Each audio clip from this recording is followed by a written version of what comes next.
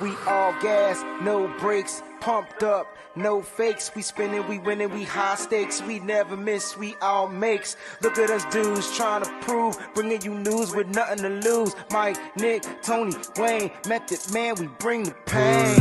Hey, see, I'ma confess it. We under the pressure. If you looking to find us, we them nothing but Niners. We nothing but Niners. We nothing but Niners.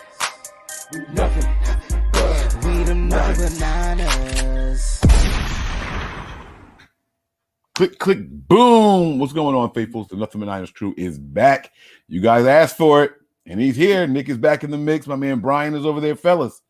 How you guys feeling after this game? Yo, I'm on an emotional roller coaster. Yeah?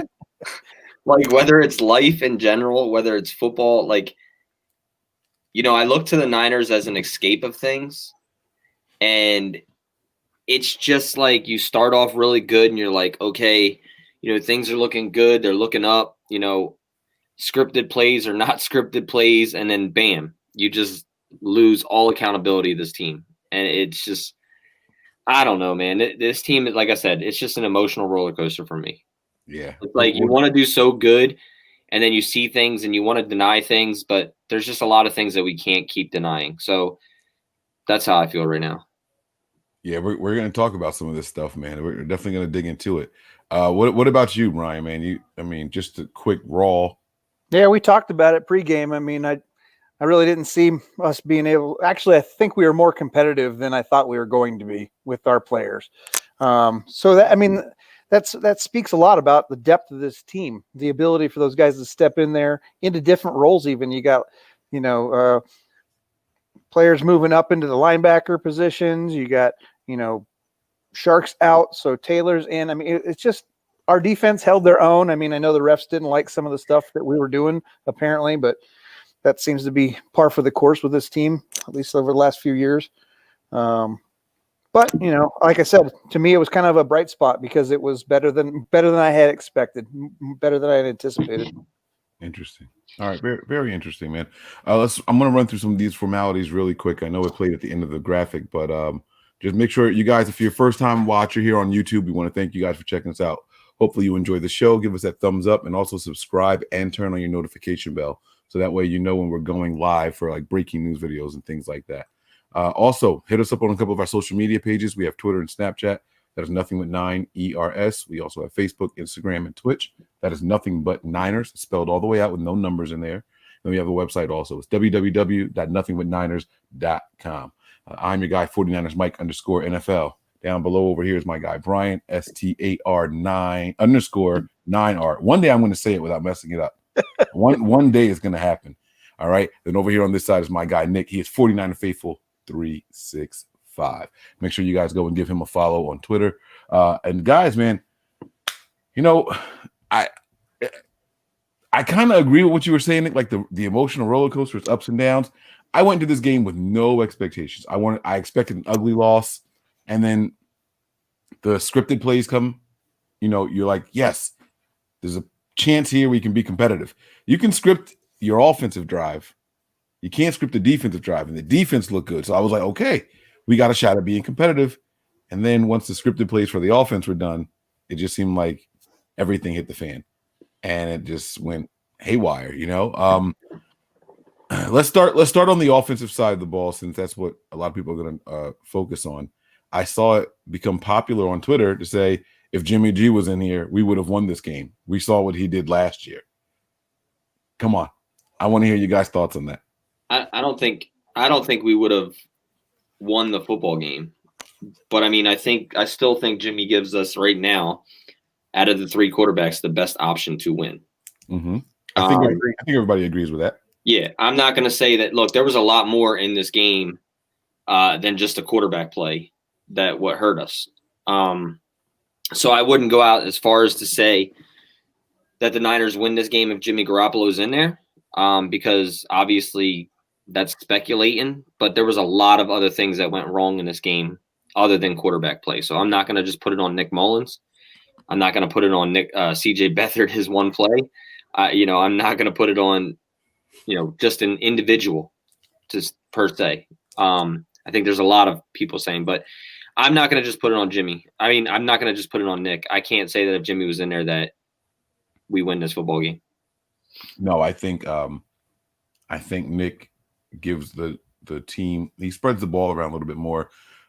People keep pretending that the Jimmy of last year is the Jimmy that we have this year, and that's not been the case at all. So I just don't know why people they flick a switch and think, okay, poof, the player that I want him to be is who he's gonna be if he was here right now, and that's not it. You have to look at what you see and what you've seen this year. But I do agree with you. I think Jimmy would have given us the best option. He is the best quarterback on this team right now. I don't think there's a doubt about that in anyone's minds. But you mentioned CJ Beathard's one play. So did you guys? I don't know if you guys caught the pressers. Mm-hmm. Shanahan said that Nick Mullins had a tight quad, and then he went back into the game for that one. That was why it was tight. He went to the sideline. Everything was fine. He went back in. Which was funny because that's not what Nick said. Yeah, that's not what Nick Mullins said. Nick Mullins goes to the microphone and says, I had the wind knocked out of me. Come on, guys. What's up? What's going on? What is happening? I don't know. I don't know if they're trying to play some Taysom Hill shit or what, but let's switch it up just to get a different look. You trust his arm for the deep ball more? I don't know. But given the quarterbacks we currently have that are healthy, Nick's the best bet in that game. So, obviously something happened. Obviously we're unclear as to what it was. Don't we think that it was the bigger arm for the deep shot? It very well could have been. Yeah, at first that's what I thought it was. I didn't know that Nick was injured because he looked kind of pissed off when he was walking to the bench and they were like, oh, Nick Mullins. And then we all thought he basically got benched. Now, whether that's a miscommunication between a quarterback's coach and the head coach, whether it's the coach just trying to cover up that he brought somebody in to throw a deep ball, that's for them to know. Personally, I think that they went with CJ because of the deep ball. The deep ball play, and they needed to score fast. So they figured they could, get away with one. And look, if that ball was thrown 8 yards further. Yeah, a little bit further, that's a touchdown. Yeah. So, but needless to say, I don't know if it was a cover up or what, but both of them didn't have, it was definitely a cover up somehow. I think it was for the deep ball. And the reason I think Shanahan couldn't admit that at the microphone is if you say you brought him in for this one play, think about last year when we played the Saints and they had that one play for Emmanuel Sanders. And they said, all week in practice, he threw ducks. Didn't work. And then he kept telling himself, just don't throw a duck. Just don't throw a duck. And he completed the pass, touchdown, right? Imagine if you're Shanahan and you say, yeah, we put him in there for that play. It was just to throw the ball deep. And it doesn't work. It's like, well, how many times do you guys practice? And then you end up getting so many more questions about, well, then why isn't he the starter? If that's what are you saying that Nick is limited because he can't throw the ball? You didn't trust Nick to do it? It would have been such a snowball of negative questions and assumptions that came from it. So I don't think that Shanahan could admit that that's what it was. Well, it would have been interesting if it wasn't third down. If it wasn't third down right there to see if Mullins would have came back in or if they still kept CJ in there.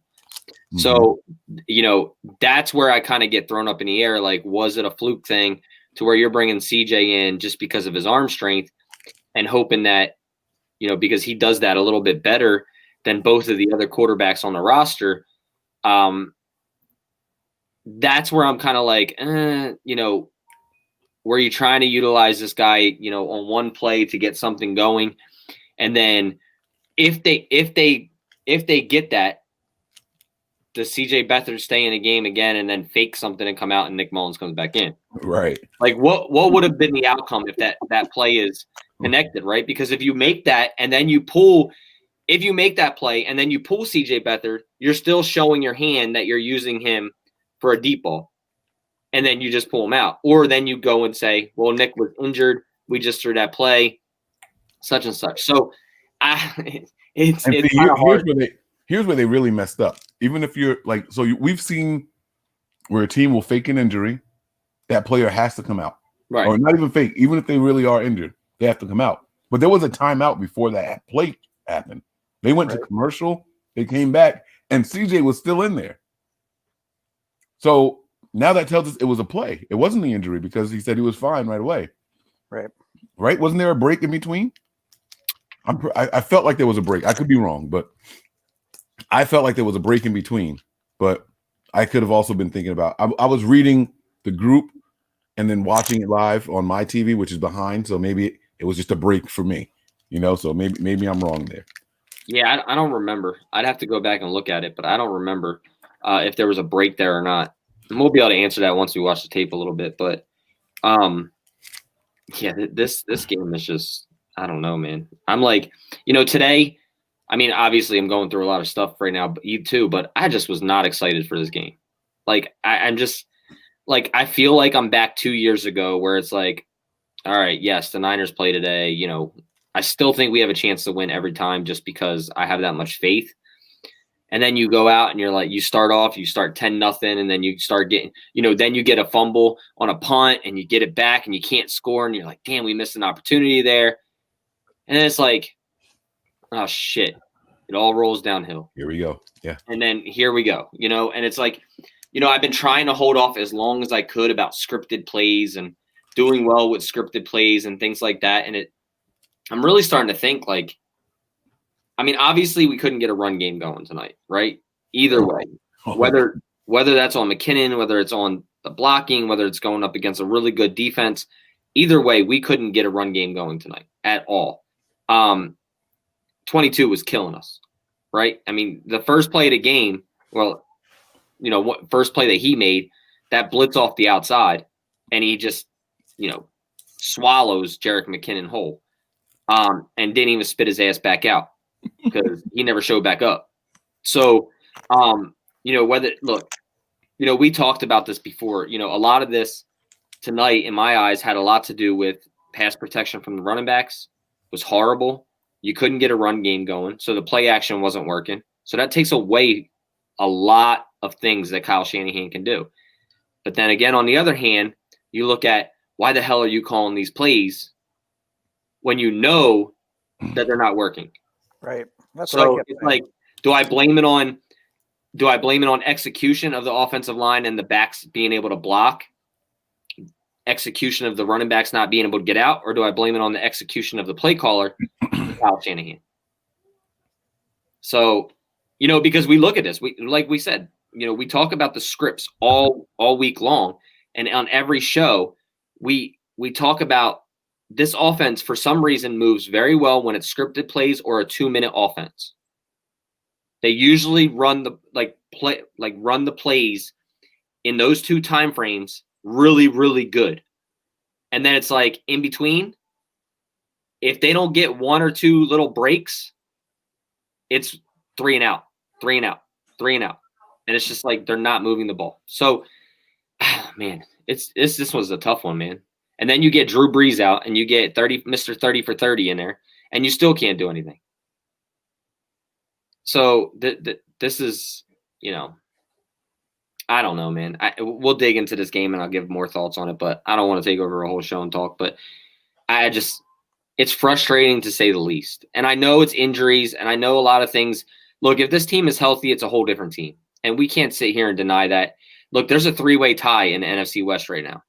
And I am firm to believe that we would still be in first place with a healthy team, or at least tied for a 4-way tie. I still think we beat Seattle with a healthy team.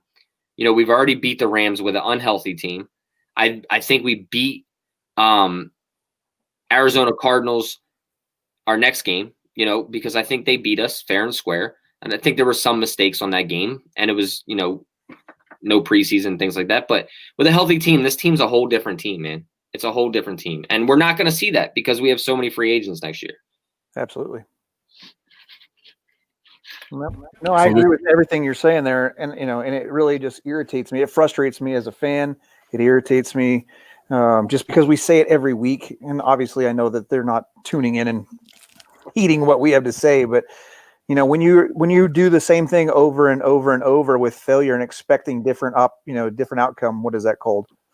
Insanity. Exactly. And so when you have I can't get to the outside and none of my running backs can get to the outside and nobody can get to the outside, but it seems to be a little bit productive when we try to run up the gut. So let's do that more. Let's get away from these passes behind the line of scrimmage. Get the ball out in front. You're obviously not going to be able to elude their DBs or whatever it is that you're trying to do. I know that there's a reason for doing all that, but it wasn't working today.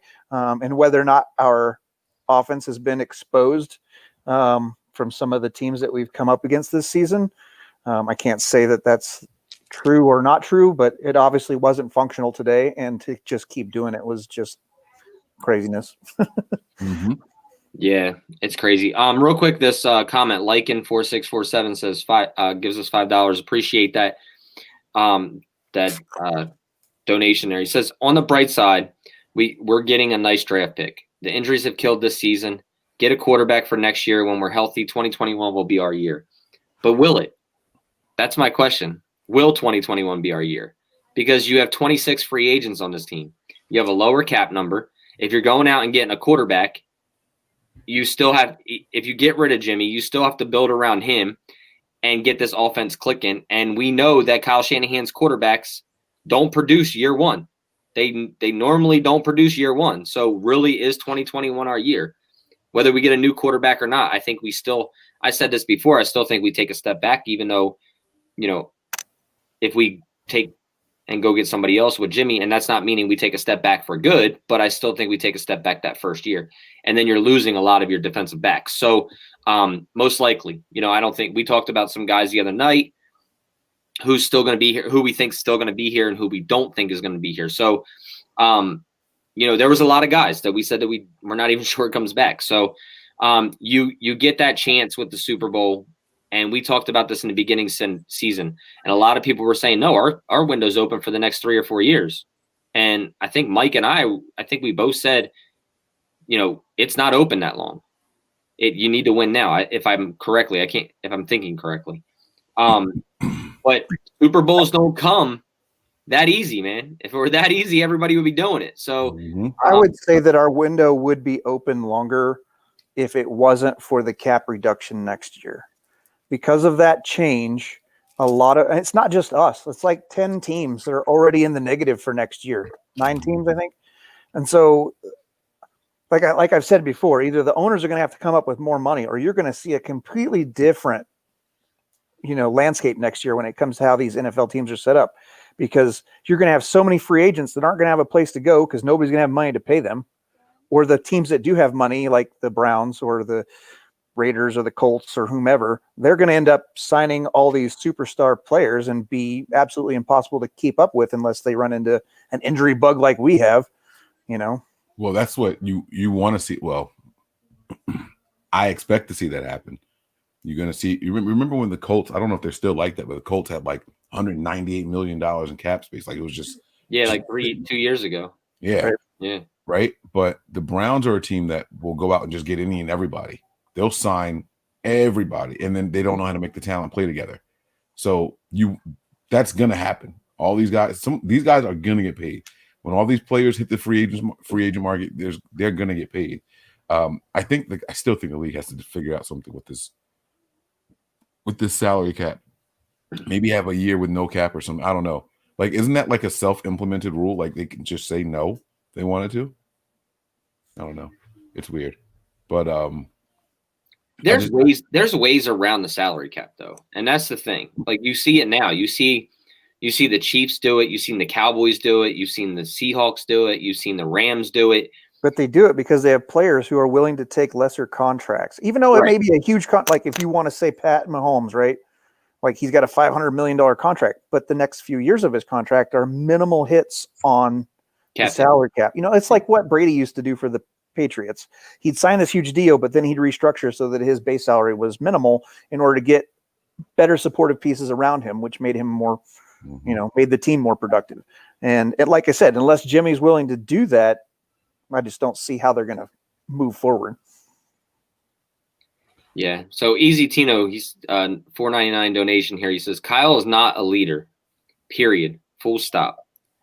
I'm retired U.S. Air Force. Thank you for your service. Appreciate you. And I know good/great leadership when I see it. Kyle inspires nobody. So I would say he's not wrong. He's a great like a play designer, you know, and I don't even know that he's a great play caller because the order in which he does things doesn't always make sense. But he can create plays. So making him an offensive coordinator or him going back to, like, obviously that's not going to happen with us if we were to fire him and he goes somewhere else as an OC, sure.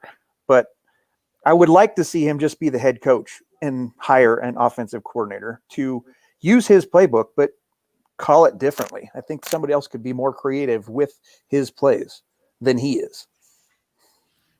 All right. I'll step on the ledge. I think Kyle's a really good leader. And I think despite the outcome of the game, the team played inspired football today.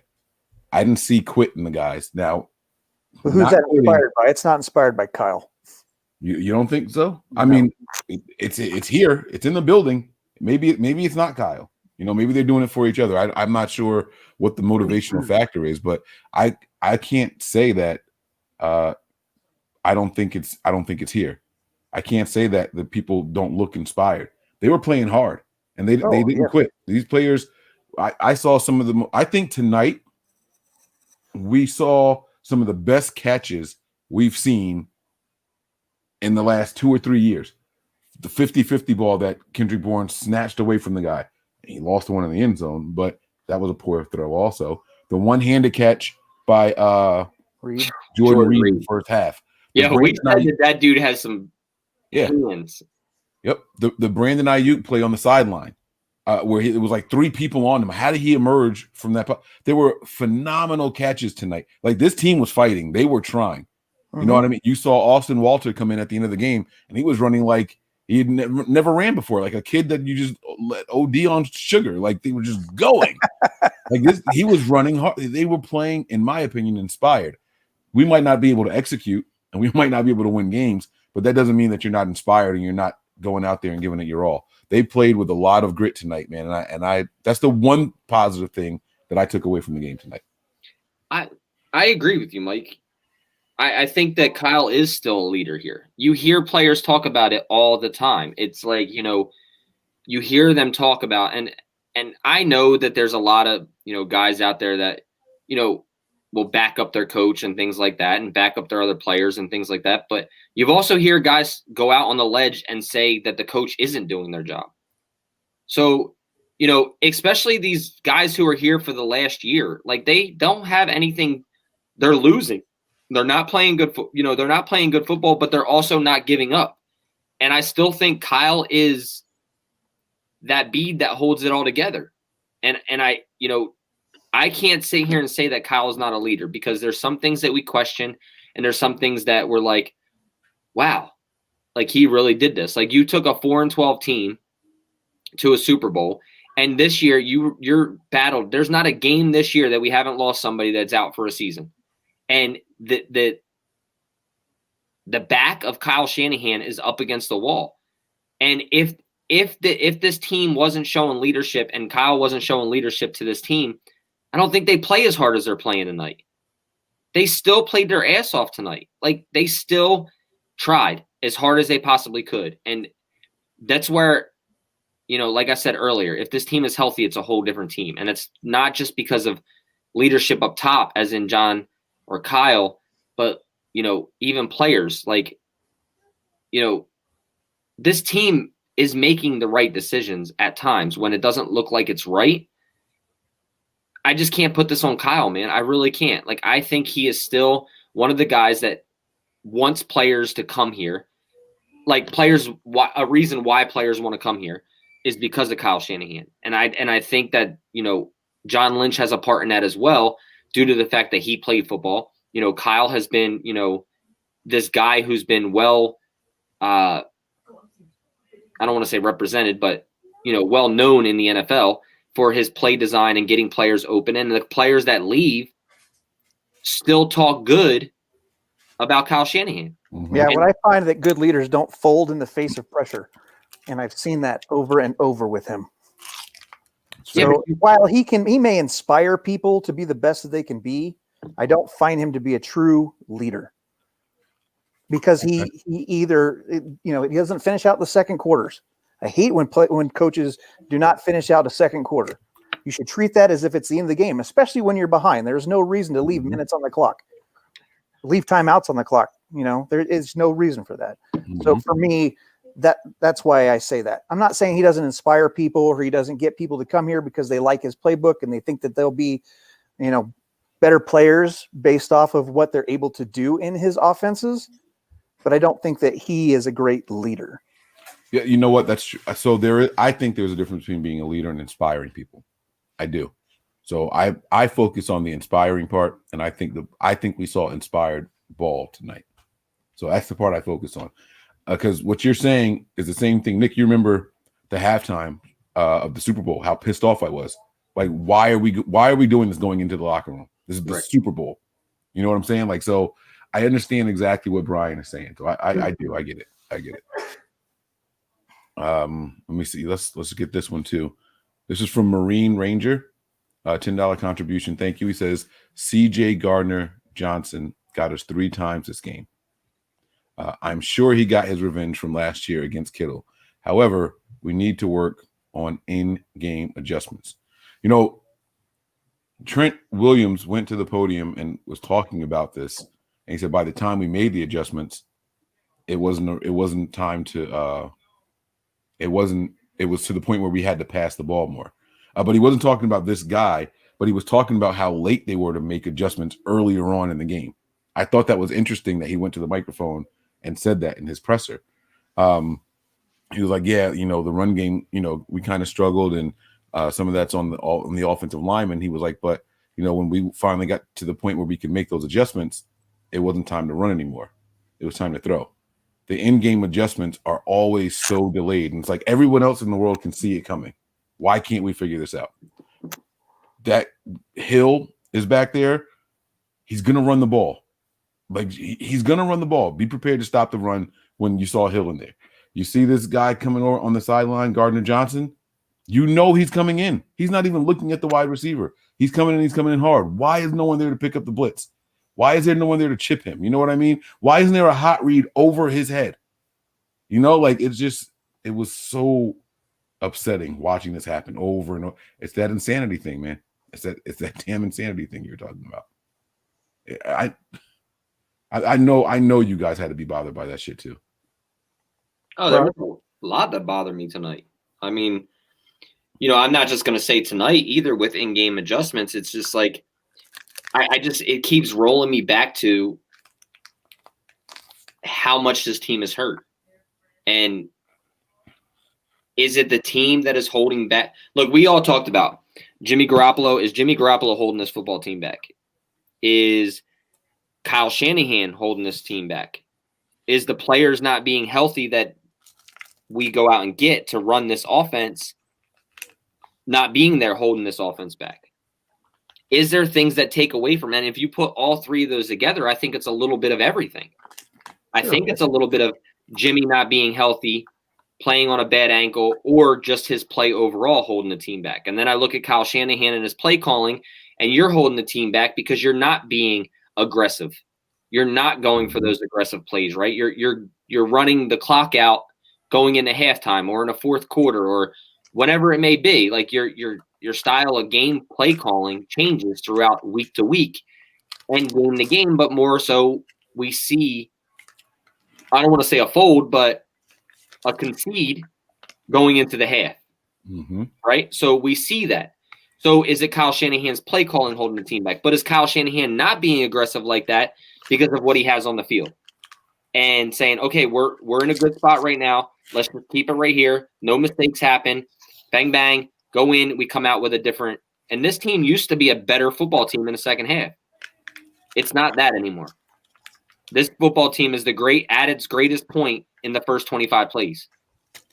So however long it takes to get through the first 25 plays, you dominated the first quarter tonight. You had the ball for 12 minutes, right?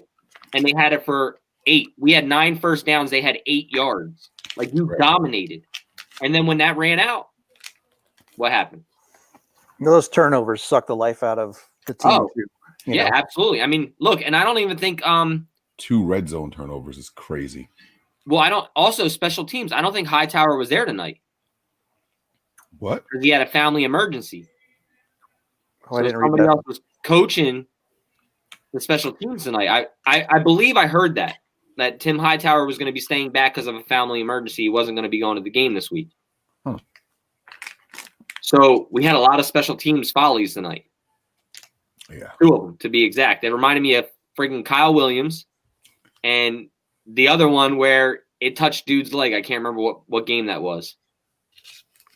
He goes to get out of the way, and it touched his leg, and it was a Was that turnover. like was Michael Kyle Williams. James or something? It might have been LaMichael James, yeah. Oh, it was Kyle Williams did it. He did it both times? Yeah, when he thought he moved out the way and hit his Oh, knee. yeah, that's That was right. against the That's right. Giants. Against the Oh, yeah. Giants. It was the same thing. Mhm. Yeah, He so, did both of them. yeah. So, but I mean, there were a lot of follies tonight, right? So, Mhm. And also, I don't understand special teams. There's minutes where Wisnowski has the foot to kick the ball out of the end zone, and then there's other times where he just kicks it short and gives them especially what this dude has done on special teams with that one long run. He did that every single kick return last year. He put them in good field position. Every single one when we played them. Yeah. So Yeah. kick the ball out of the end zone. Don't even give him the opportunity. But We're I think kicking the ball short. I think he's kicking it where they're telling him to. I really think that. I think That's what I'm saying. That's what I'm saying. So why are we telling him? right. That's what I'm saying. It's not like it's his foot. So why aren't we just kicking the football out of the end zone? That, to me, is coaching. Like, dude, you don't get – their guy is electric. He's fast. He gets one little break, and he ate you up last year with field position. I mean, he was average. I think he averaged like 33 yards a kickoff return last year in the game. Last year, I was saying the same thing at the game. I'm like, why do we keep kicking to this dude? Yeah. Like, just kick the ball out of the end zone. He couldn't wait to get this. I knew we were going to lose tonight, but Well, and it's frustrating because I know that at least for the 5 of us that are normally on here, we make a lot of speculations that we cannot know the truth to. And so we make a lot of, like I said, speculations about what we think is going on or why we think decisions are getting made. And unfortunately, we just don't have that insight to be able to say exactly, was it because Hightower wasn't here that special teams were having issues? Is it Kyle's play calling? Is it Jimmy holding the team back? I mean, there's so many different factors that we're just not privy to that, we all just make our educated guesses based on the information that we get from the beat writers and, or Twitter or whatever, or pressers, but we also know that all season we've been told that, Kyle's not going to tell us the truth. So it's hard especially this season, just trying to, make decisions or forecast ideas based on the information that we have on hand.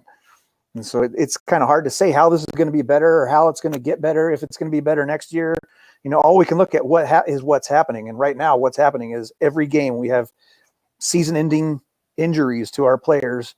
We get a guy who steps up and then he's out. We get a guy who steps up and he's out.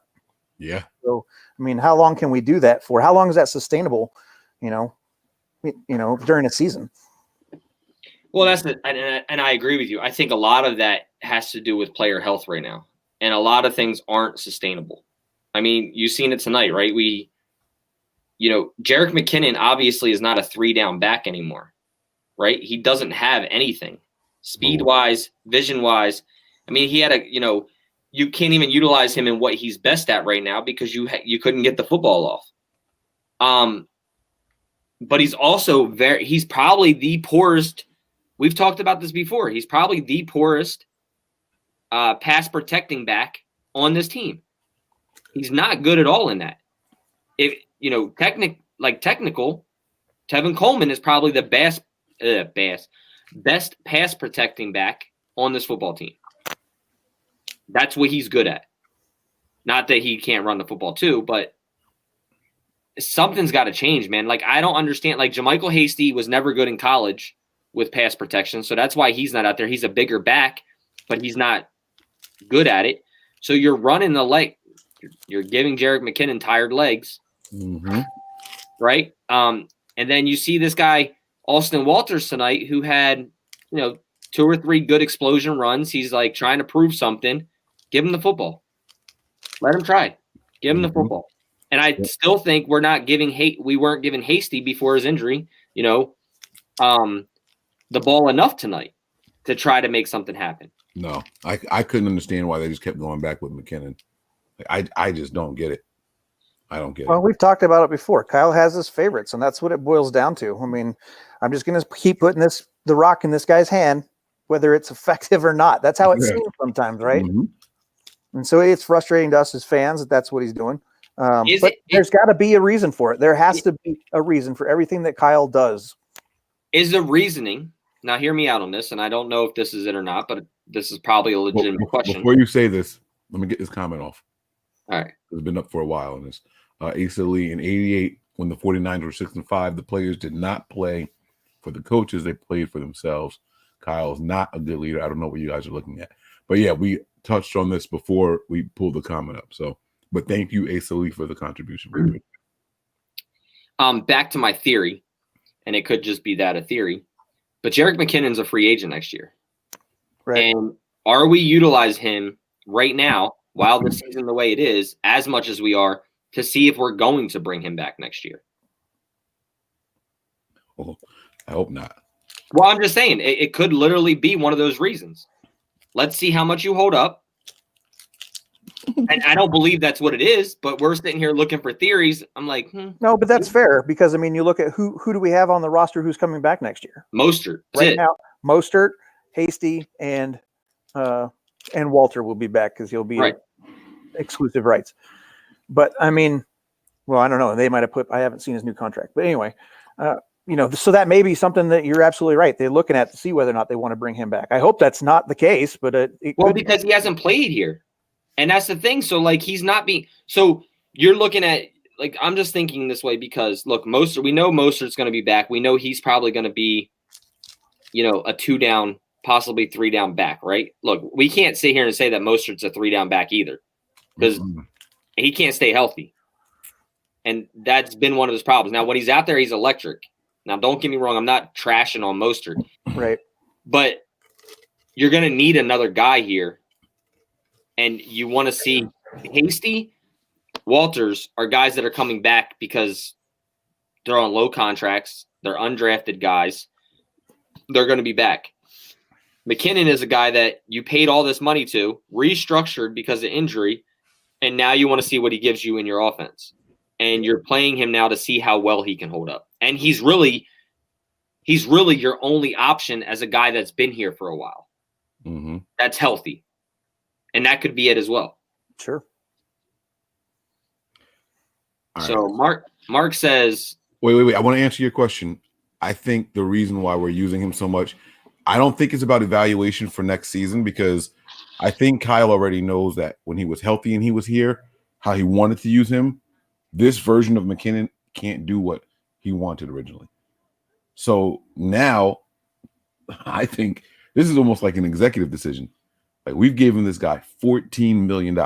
He's going to get his ass out there and play some football. Like we've given him too much money.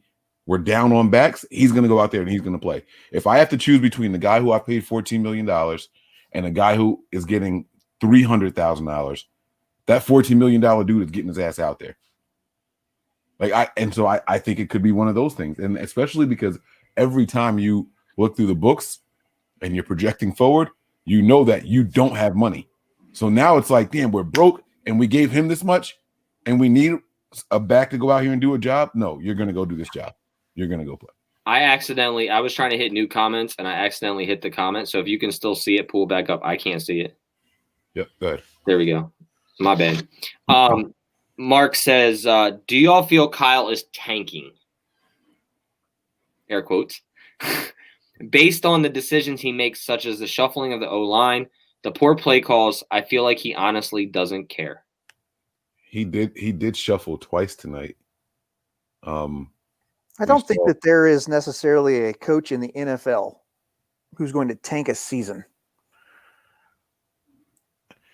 It's just not these people are highly competitive individuals who get to be one of 32 individuals to do it every year. Well, most years, every year, right?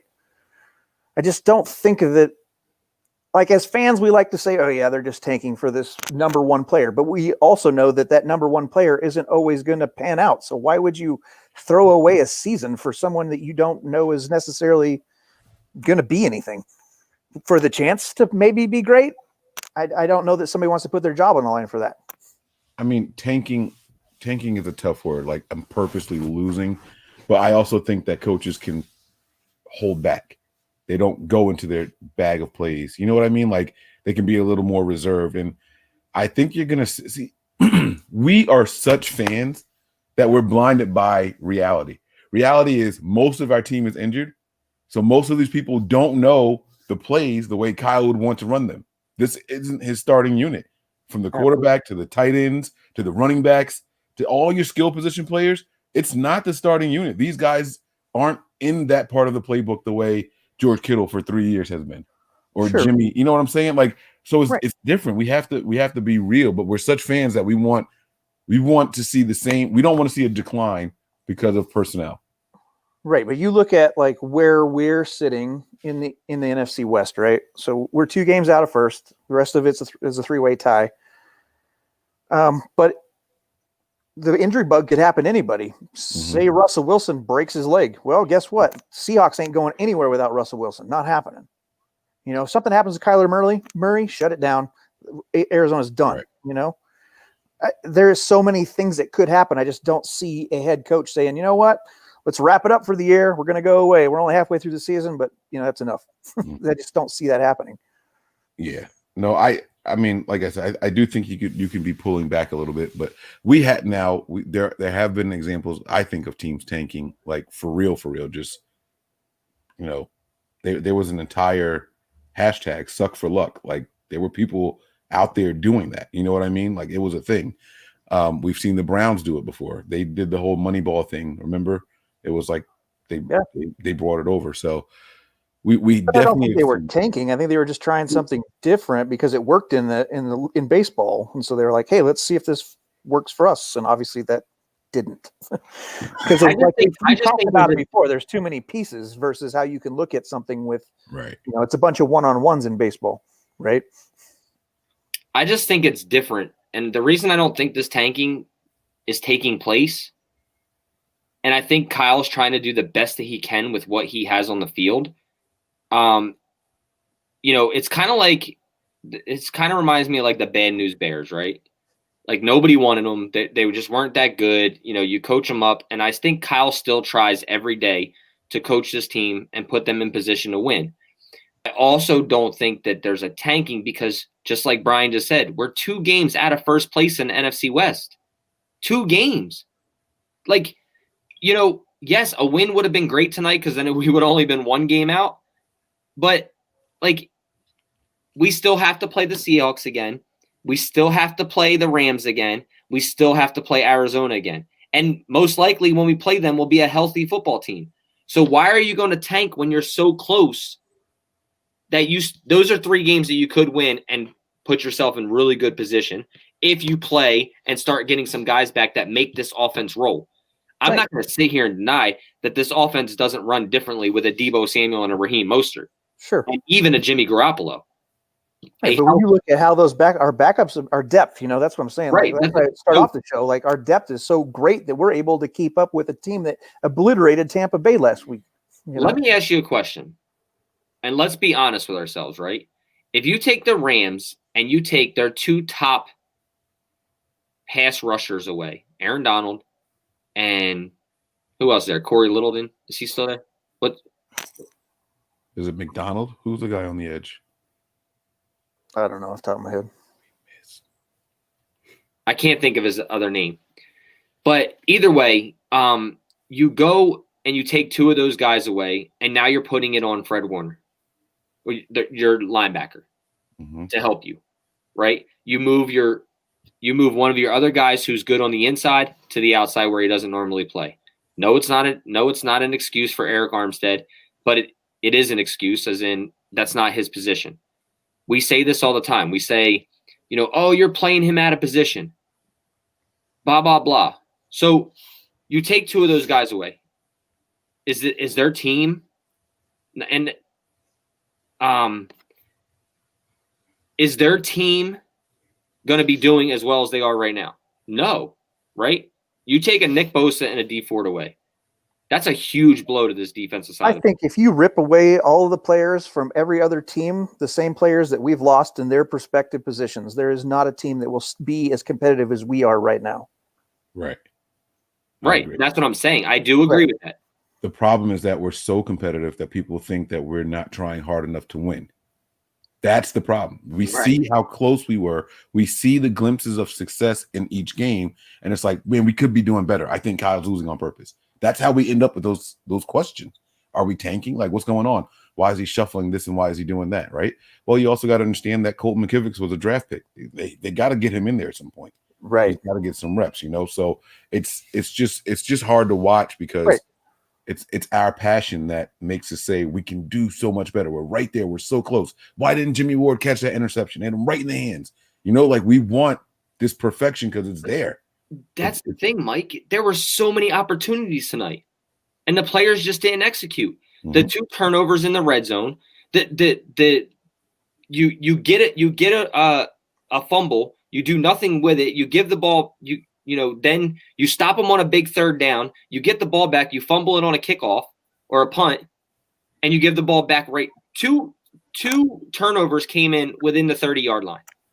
Of course, the New Orleans Saints are going to score there. You were lucky enough to hold them to 3 points the one time. But if you give them ample opportunities, doesn't matter who's behind or under center, they're going to score. That's just what they do. They have a lot of playmakers. And when your defense is at its second or third stage, because we're obviously not at first stage, Fred Warner can't do everything. Right? So there's just, that's the thing. Like tonight, we're still talking about, fans in general are talking about tanking, and we're just not trying. We had ample opportunities to be in this game closer than what we were tonight, and they just didn't execute.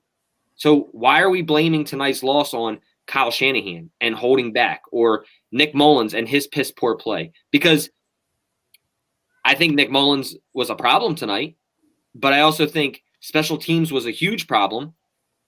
The interceptions that we drop, the bad penalty calls, I don't blame games on penalties, but they were crucial penalties.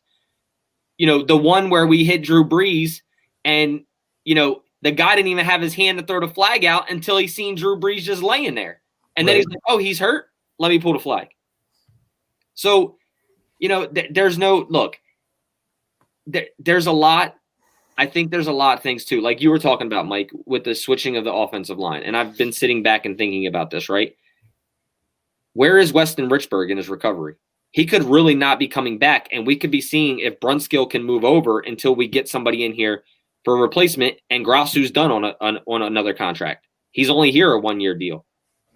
With the cap being where it is, these are things that Colton McKivitz, is he going to be the guy over Tom Compton? Like, he needs to get in there. And I don't put that blame on Kyle right now. I think that you have to, even though you're still 2 games out, you still have to evaluate your roster. Yeah, because you're 2 games out, you're not built to win it all right now. Right. You have to evaluate your roster so you know how to address the next offseason. Look, the truth of the matter is draft picks are more valuable than cap space because we're so limited on cap space. So we're going to have to rely on those draft picks, and they have to hit. Right. Don't fool me by saying, Colton McKivitz can step in, and then we put him in for the first time next year, and it's like, shit, we probably should have got a guard. You know what I'm saying? Like we got to figure it out now. Same thing with Justin School. Mm-hmm. He filled in great last year at times when Joe Staley was down. Was it a fluke? Let's put him out there. I think he got more help too, though, because he got help from both Kittle and right. But that's what I'm saying. Now you're not drawing up those plays to see. You want to evaluate him against different types of defenders or pass rushers, and he's failing. Do you move on and say he's a waste of a draft pick? Where do we really need to draft next year? Because you hear John and Kyle, like you just said, Mike, draft picks are more important than cap space. And if you have to hit, you can't just come out and say we're taking another defensive lineman. We all know where the Niners were going this year. Defensive lineman, right? When we got that traded to DeForest Buckner, we knew we were going receiver and defensive lineman in one of those two spots, right? So we ended up going defensive lineman to replace Buckner, and then a receiver with the last one when we traded up, or the second pick that we had. I'm sorry. And then we traded up with that pick to the 25th spot. But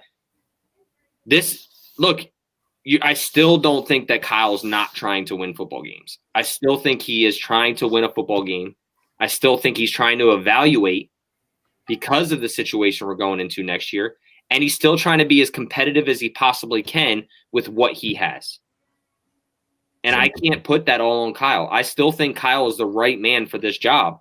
And I think that when he has a healthy offense, we've seen it. We haven't seen a healthy Debo and Ayuk, a Jordan Reed, a George Kittle, a Raheem Mostert, a Tevin Coleman, whether you want to put him in there or not, a Jimmy Garoppolo, healthy on this football field all year. We have not seen that dual threats of any of those guys. Right. An emerging year for Kendrick Bourne, doing a lot better, right? So we haven't seen him. We've got to see more of Richie James. It's evaluating. I know we're hurt that position, but it's still evaluation because Richie James' contract is up. How much can you really fill in? Because Trent Taylor's not doing it. Can you do it, Richie? So I think that there's still a lot of now, I'm not saying that Kyle is a genius and he's calling all the right plays. Don't get me wrong. I think Kyle can still improve at certain things, but how much is he really held back with what he has on the field? And that's why I'm not ready to put the blame on Kyle Shanahan yet and say that he's holding back, because we talk about this, right? This could just really be Kyle, because did he hold back in the Super Bowl?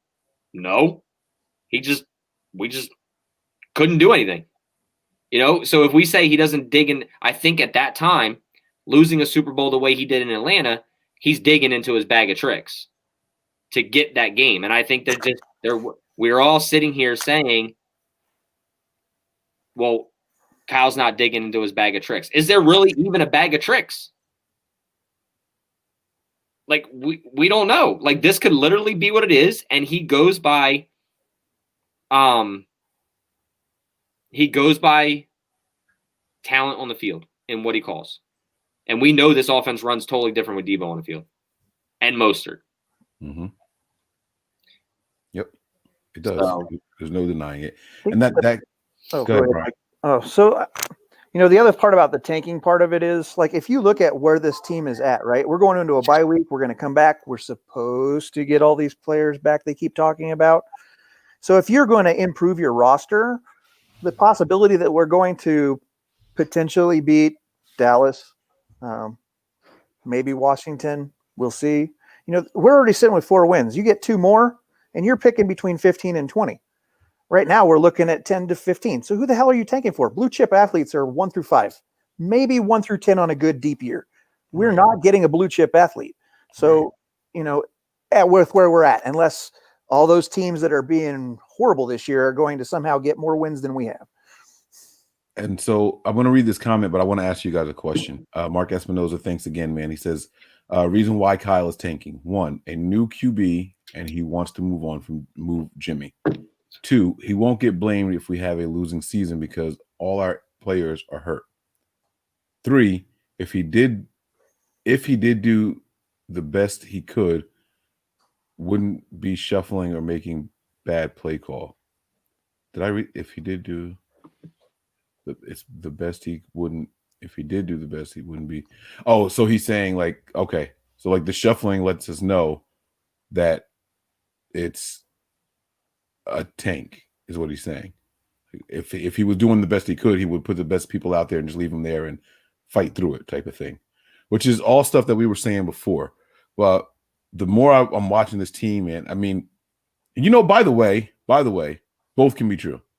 It can be a full-blown evaluation year, and you could be purposely not giving it your all. Both could be true. You put these guys out there, and you know they're going to do their best, right? But if I have a receiver who's 5'6" and really, really slow, right? And then I have a receiver who's 6'4", really fast, big hands, long arms, and I'm going to say, all right, I'm going to put the short guy out there instead. Run the out route. Let's see what happens. Okay? Timing's off. He's never played. You can still put your guys out there and still call the right plays, but know that this guy isn't capable of executing it the way that it needs to be executed. So it looks like you're not tanking, right? But you're not putting yourself in the best position to win. So I think both could be true. Damn it.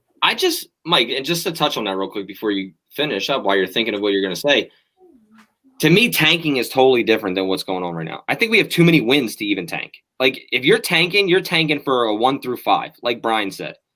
You're not tanking for a 1 through 15 or a 15 through a 20. Right. And how do you get your players to tank? Like, you don't. I mean, They're playing for money in the future career. Yeah, like, you got a lot of free agents here this year. They're trying to ball out. Like, they want to get contracts or they want to stay here, one or the other. We're sitting here saying this team is tanking, and, I've seen fans say, fire Kyle, get rid of Jimmy. Do we want to go back to the laughing stock of the NFL? Like, is that what this fan base wants? Like, let me tell you how good Kyle is. We have over $80 million worth of players on IR right now, and we expected to beat the Saints tonight. Like, people are upset that we didn't beat the Saints. Think about that. What kind of delusional person, no offense to anybody out there, what false reality did you convince yourself we were in that we were supposed to come out and win this game, even though we jumped out to a 10-0 lead? Like, we had no business looking as good and as competitive as we did tonight, even though we lost the way we did. It should have been significantly worse. Brian started the show with that. It should have been worse. Like, the fact that we were that competitive with all these people who are hurt lets you know how good Kyle actually is. So, because if this was another coach, it wouldn't. I promise you, it would not look like that. So, it's weird, man. It's weird. But that's the thing. Like, is this team a 6-10 team with where we're at right now? Could be. Could we win 6 games? Yeah. Is that to blame on the coach, or is that to blame on the injuries? Is that to be blamed on play calling? Like, we know that Kyle's play calling is sketchy throughout his career. We've seen it. It's not, but then it's just funny because we're not us in general, but fans, 49ers fans, are first to judge him when he doesn't call the right play, but they're also first to praise him when he calls another play. Right. So it's like they're never going to, none of the 49ers fans are ever going to be happy. I had humble pie tonight.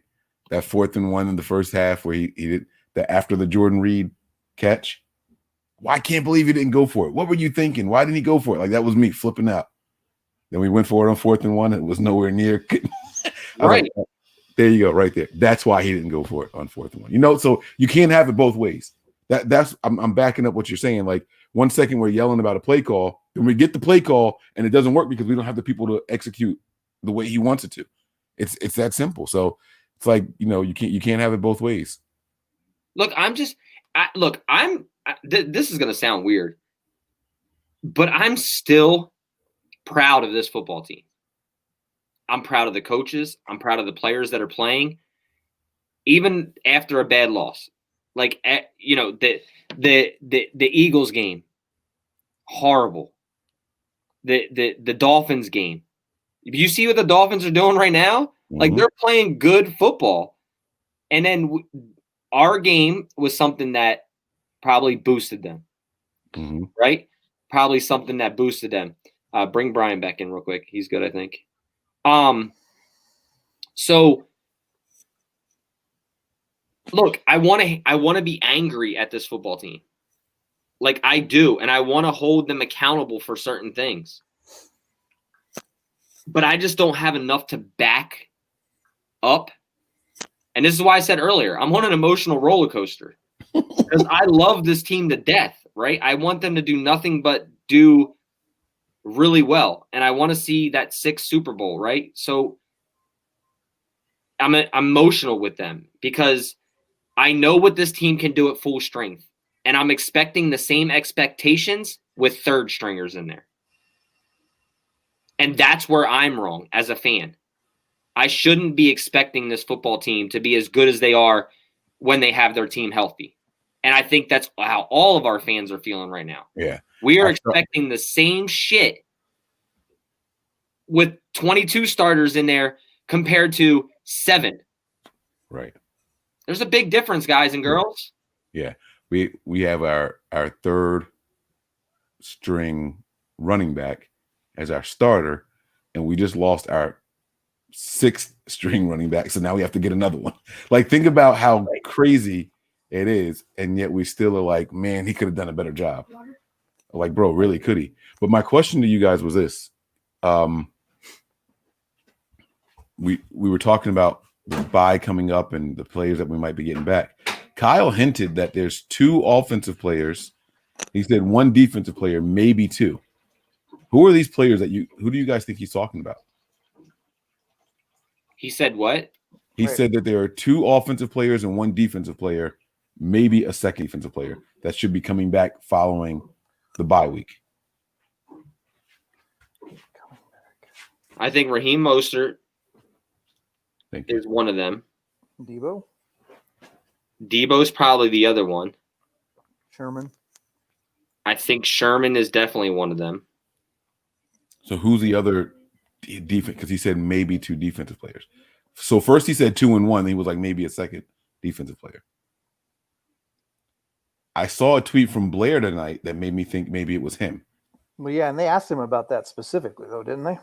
Oh, did they? Because I listened to this while I was in the shower. I took a shower after the game, so, and I was listening in the shower, so I'm not sure. I think they asked him about Blair, but he didn't answer the question directly. So, oh, okay. I don't think we have any more information on that.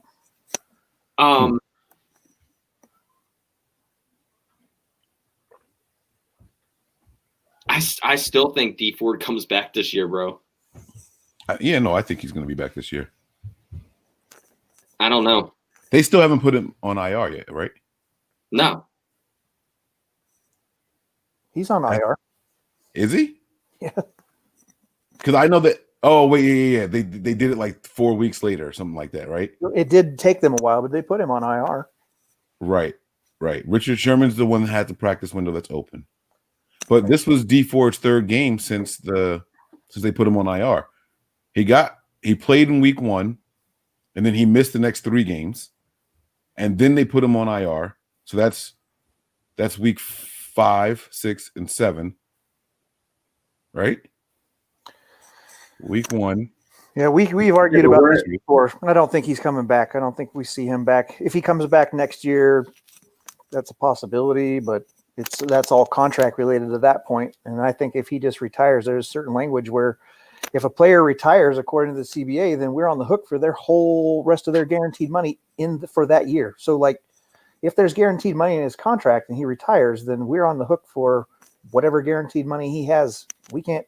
So we need to cut him, but in a post 6-1, I mean, to get the most bang for the buck, you cut him at a post 6-1, but I don't understand how you guys keep thinking he's going to come back, but we each have our own opinions. Maybe I just hope he comes back. I think it's more of a hope thing. Yeah, I think it's more of a hope thing for me too.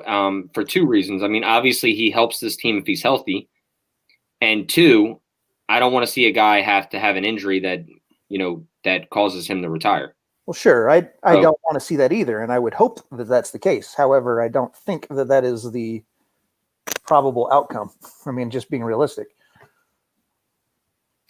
Yeah, it'll be interesting to see if there's another defense. All 3 of us have some sort of medical background, and the type of injuries that he's dealing with.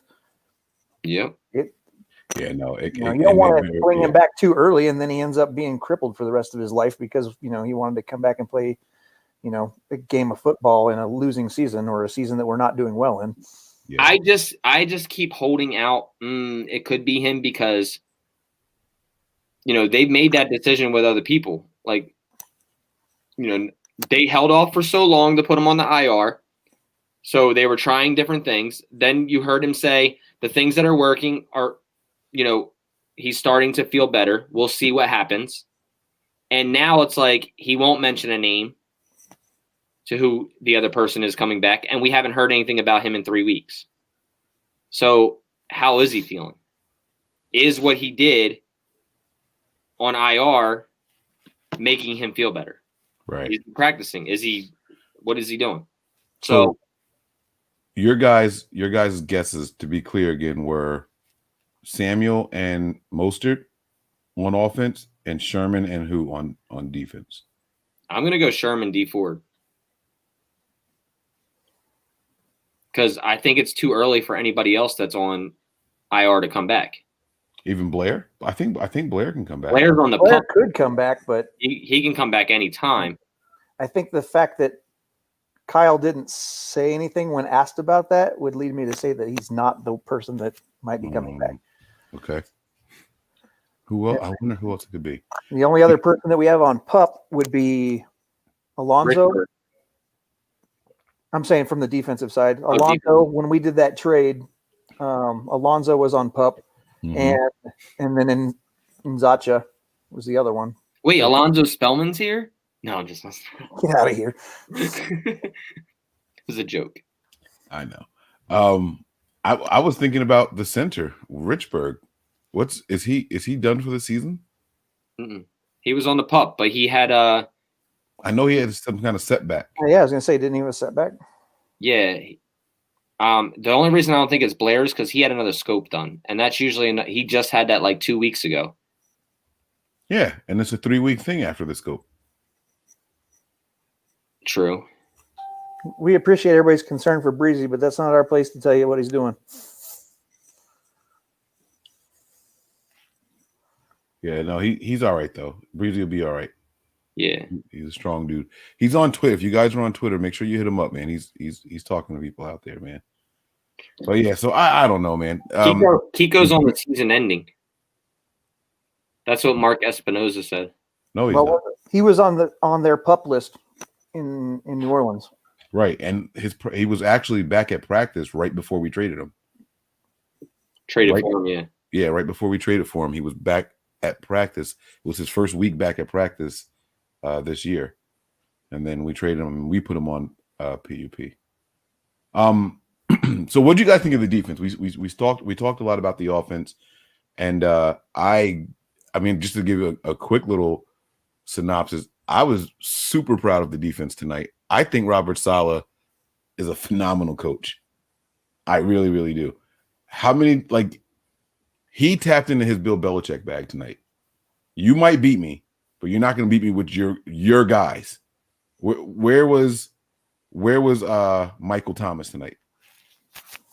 Like, you know what I'm saying? He's an afterthought. This is supposed to be one of the best receivers in the league, right? Alvin Kamara got his, but I know he got the touchdowns, but it was like short yardage stuff. He wasn't going crazy on us tonight.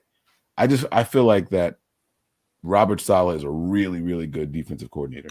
No, I was really happy with what we saw from the defense, and like I had talked about previously, Jamar Taylor stepped up again. I think that is going to lead the coaching staff and the head or the front office to think about, whether or not Shark's contract's going to be worth it because they have somebody who can fill in. I'm not saying he is as good, but he definitely is pretty productive when he's on the field. Yeah. But overall, I think they did good. I think that what we talked about pregame with the, Kinlaw getting busy, he came out and did what he did, and Street balled out. Unfortunately, the refs took that away from him. So, I mean, I don't have anything really negative to say about them. Even normally when we talk about our cornerbacks getting torched, that's not something we really got to talk about. I mean, sure, could they have stopped more things? Yeah, but again, you're talking about second string guys out there, people who are filling in places that they're not normally filling in. So, I mean, given what Saleh had to deal with, I'm happy with the way they produced tonight. Yeah, I mean, I have a major complaint from tonight, but I want to see if anyone else says it before I do. That's why I was asking you guys your thoughts on it. I mean, I think Robert Saleh's not to blame.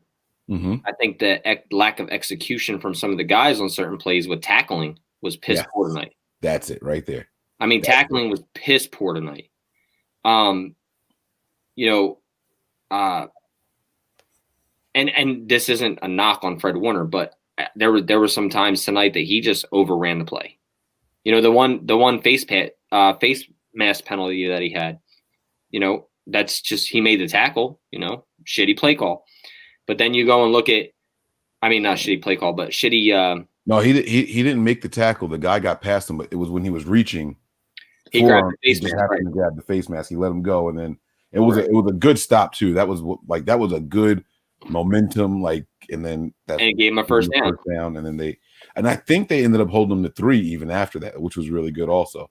Like that, the defense was battling. Yeah, I think and that's why I said, you take a couple plays defensively and we make the tackles, and then you take a couple special teams plays. This is a whole different football game. Mm-hmm. Offensively, there was a lot of work that needed to be done. We already talked about that. Right.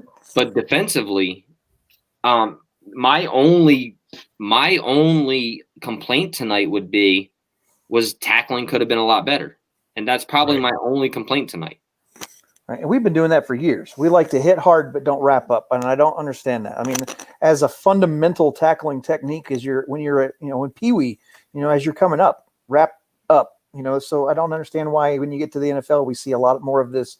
Let me just hit him as hard as I can and hope that works, because these receivers and tight ends and running backs, it doesn't take them down. You have to wrap these guys up, and why they don't coach that more, I have no idea. Plus, when you're wrapping them up, it leaves you to, when you're hitting them, it's usually tends to be a safer, versus the you're not going to target someone, when you're trying to wrap your hands around their waist. It takes you away from their head and neck, mm-hmm.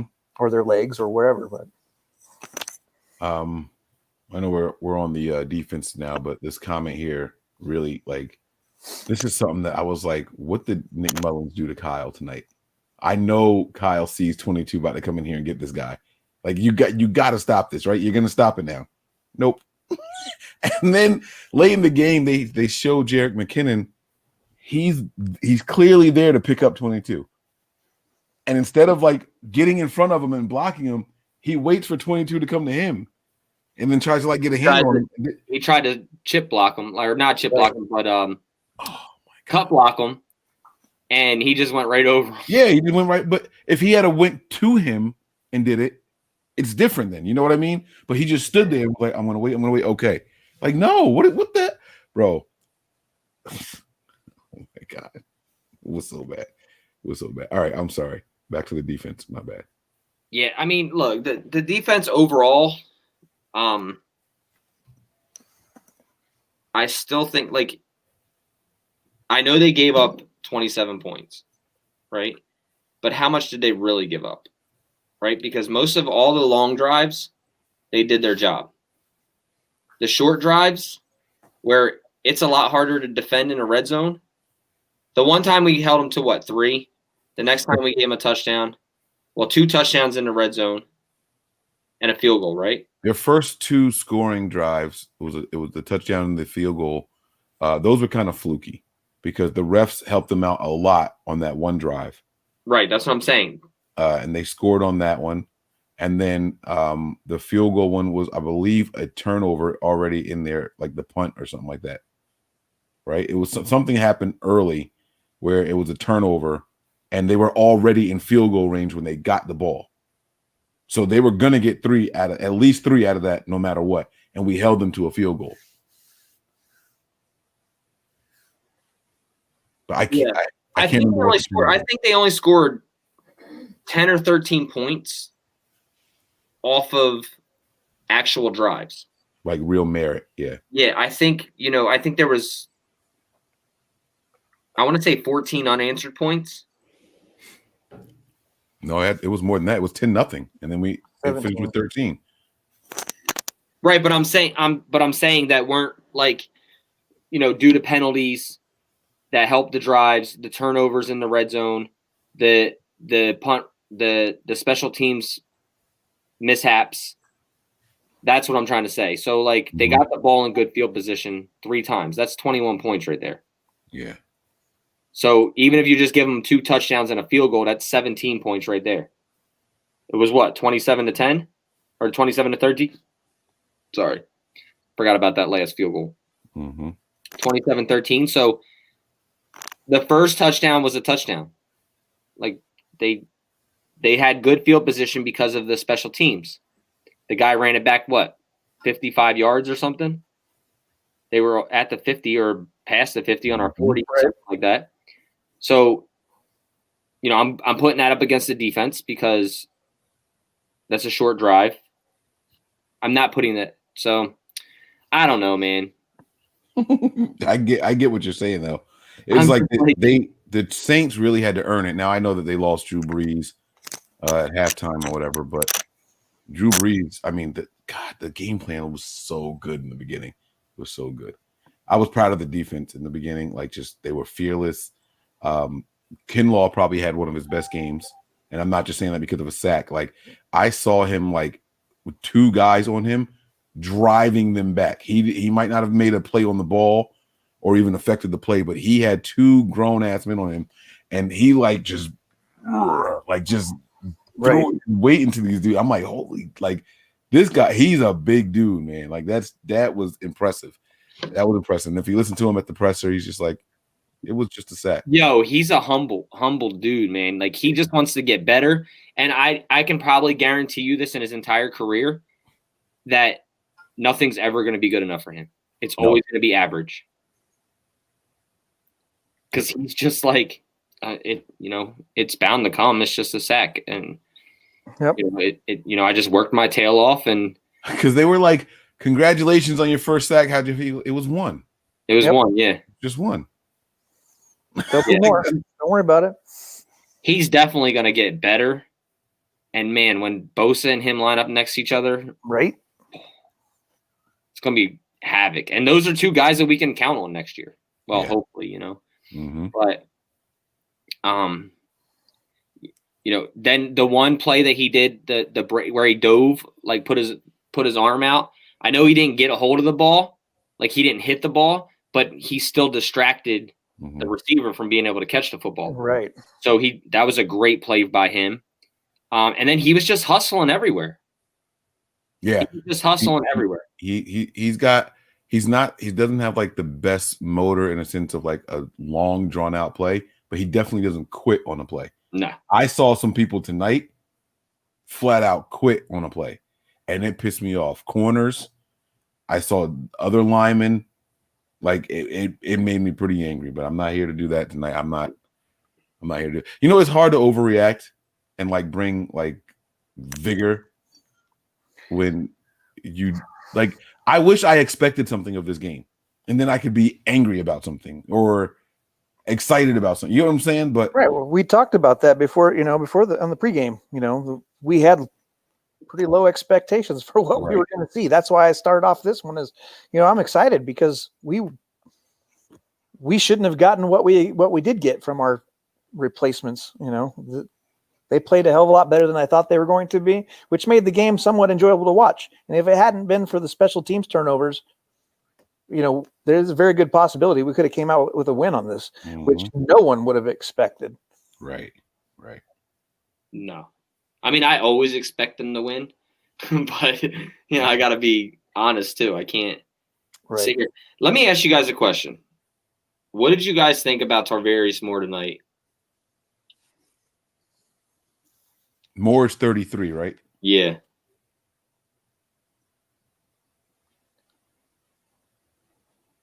I don't know. I really don't have anything to say about Moore because I wasn't really paying attention to him as much because it seemed like he wasn't like in the screen overly involved. I mean, yeah. Whatever he was doing seemed to be happening outside of what you're seeing on, maybe we see it more on the 22, all 22, but not on what the camera's showing, at least not from my perspective. I just think a lot of times when he was in there, his angles were still bad with tackling. Yeah. See, I can't see his angles from like the TV view because the safeties, he wasn't playing safety though. What do you mean? Where was he at? He was playing linebacker. That's a dime package. I mean, Right. But I'm saying when he was That's the playing positioning. linebacker, because he didn't play safety a whole lot. When they had him, Harris, and Ward out at the same time. Yeah, I didn't notice him. I didn't. Yeah, I can't give a fair answer because I didn't pay enough attention to him. I just still think, I don't know. I think I just still need to see more from Moore before people just pencil him in. I need to see more from Moore. Yep. No, I'm with you. I mean, like, like the one game that he played or whatever, like, yeah, he had a hell of a game, but I just still need. Like, we also played against a piss poor. I think he played in New England game, right? So, was it the New England game he played in? Because Ward was out. I'd have to go look at the Bucks, see what his game count. I don't know. Yeah, I don't know. I can't remember. I just still want to see more out of him with his angles and stuff, because we talked about this before when he was playing. He had really piss poor angles, when he first came in as safety, and he made some really good things, and then other things were bad, right? And I just don't think I still had gotten an evaluation of him. I still don't think I have gotten enough of an evaluation on him, because that game there wasn't really a lot of offense for New England, and you didn't really get to see a lot of them. So where he did make some good plays, how long is that going to last? So, like I said, I'll watch more of him on the All-22, but I really wanted to see what you guys' thoughts were on it. I don't know. I'm more curious to why we didn't see more Cyprian. Like, if he he got hurt. Did he? Yeah, Shanahan said that at the beginning of his presser. Oh, he got hurt and didn't go back in. He got hurt on special teams? No, I think he was in on defense. Damn it! He said what the injury was. He said it and didn't return. I missed that one. While you do that, I'm going to find it real quick so I can hear what he said, because I didn't catch Kyle's presser. It's right in the beginning. So if I can play it if you want. I have it right here. And he runs over he goes right over the injuries right in the beginning here. So here, I'll play it real quick.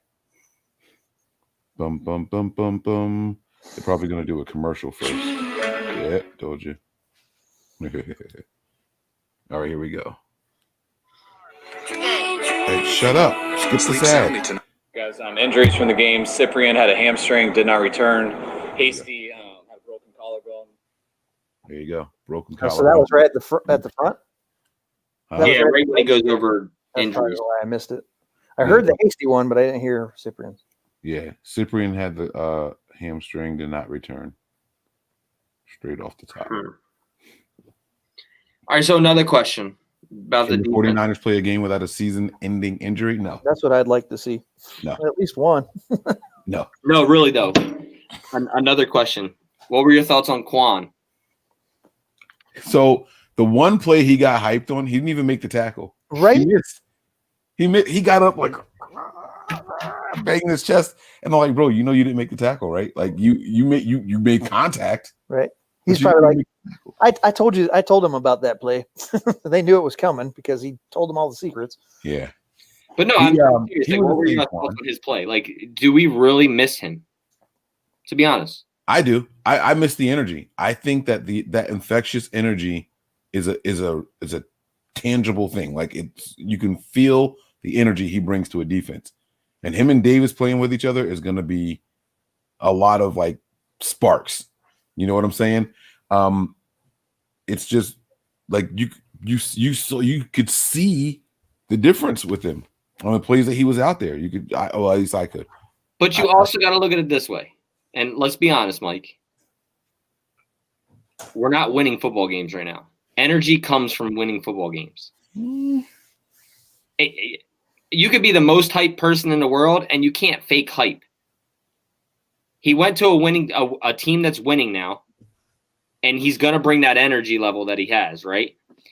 But I think Fred Warner, in a season, can bring just as much hype as a Quan Alexander can, and he's a better linebacker. I don't need to pay him to be a cheerleader. I need him to go out and do a damn job. Well, we weren't talking about the play. I mean, the pay. He asked, are we going to miss him, or do we miss him out here? Right. Do I need him as a? That's what I'm saying. Like Well, I'm saying with the money, last part of his actually tenure, in there. he was more of a cheerleader than anything else, right? Well, yeah, I still think that Peck really messed him up. I think he rushed back and he's gone. He reverted back to what they were saying about him in Tampa, the missing tackles. He's lightning fast. He'll be around the ball all the time, but you can't depend on him to make tackles. Since that injury, and he came back in the postseason last year, he has been that same guy, and it hasn't changed. And even tonight, like I just said, he was the first guy there, made contact, but didn't make the tackle. So it's the same thing. It's the same thing. Will we miss his play? No, because we can probably get someone who will be a step slower, but a better tackler. So instead of making contact behind the line of scrimmage, it'll be a tackle for no gain. You get what I'm saying? I'd rather that than you make the hit and then the guy bounces off you and keeps going. Right. Yeah. And I think that a lot of fans, I mean, including myself sometimes, but I think we get caught up on who people were and expect them to remain that way. And as things change, and one of my biggest pet peeves is You can say Jimmy Garoppolo. No. Well, that whatever. But one of my biggest pet peeves is when commentators on the TV will talk about, oh, well, he's got this speed. Yeah, sure, he had that speed 6 years ago at the combine. That's not what his speed is now. He wasn't wearing pads then. Like that. That's those numbers aren't real. Like so, to say that someone's not as fast as they used to be. Well, one, you're getting older.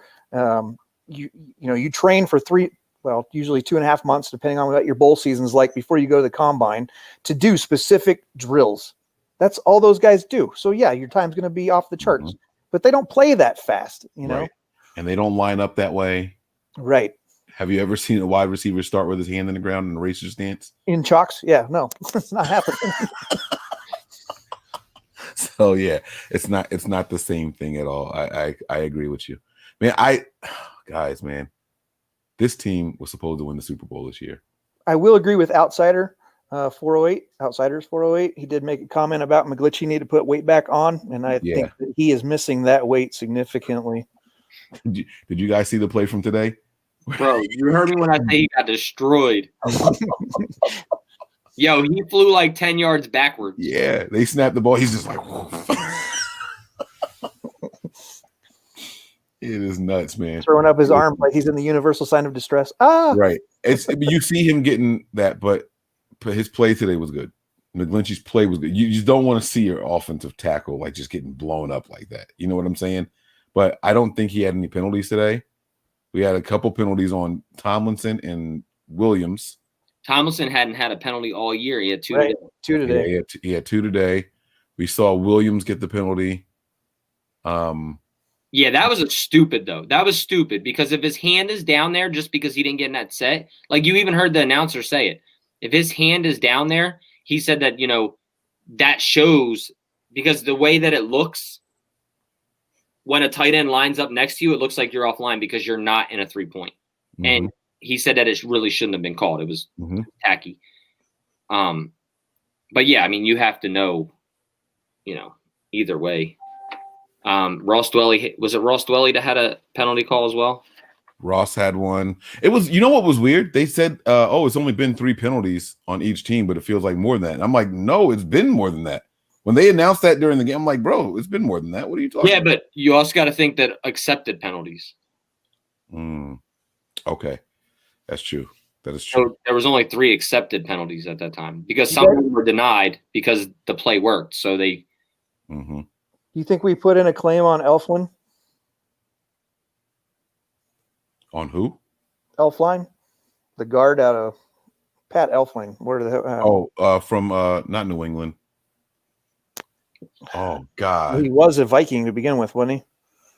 But that's not who just released him. I feel like it was an AFC team. Bengals. I saw it this morning. Yeah, I was just wondering if you thought we'd put a claim in on him. We need to do something. We really need to. Minnesota. So was it Vikings?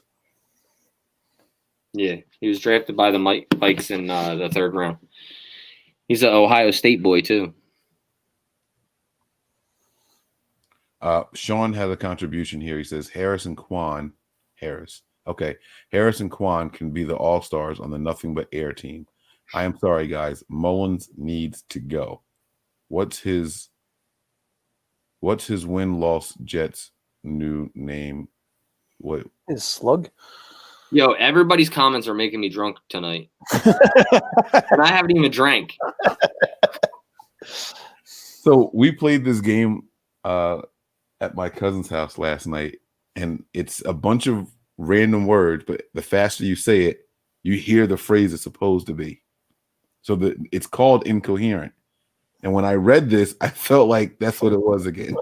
I felt like it's damn. I wish I could give you guys an example of it. It was a pretty fun game. We picked it up before we went over there, but that's what you do. It's like you put a couple of words together, and then you say it. Like they give you a category. Like, damn, I can't think of a single example. Never mind, forget it. But Jet's new name is Slug. Jet's new name is Slug. Oh, Jet's new name is Slug.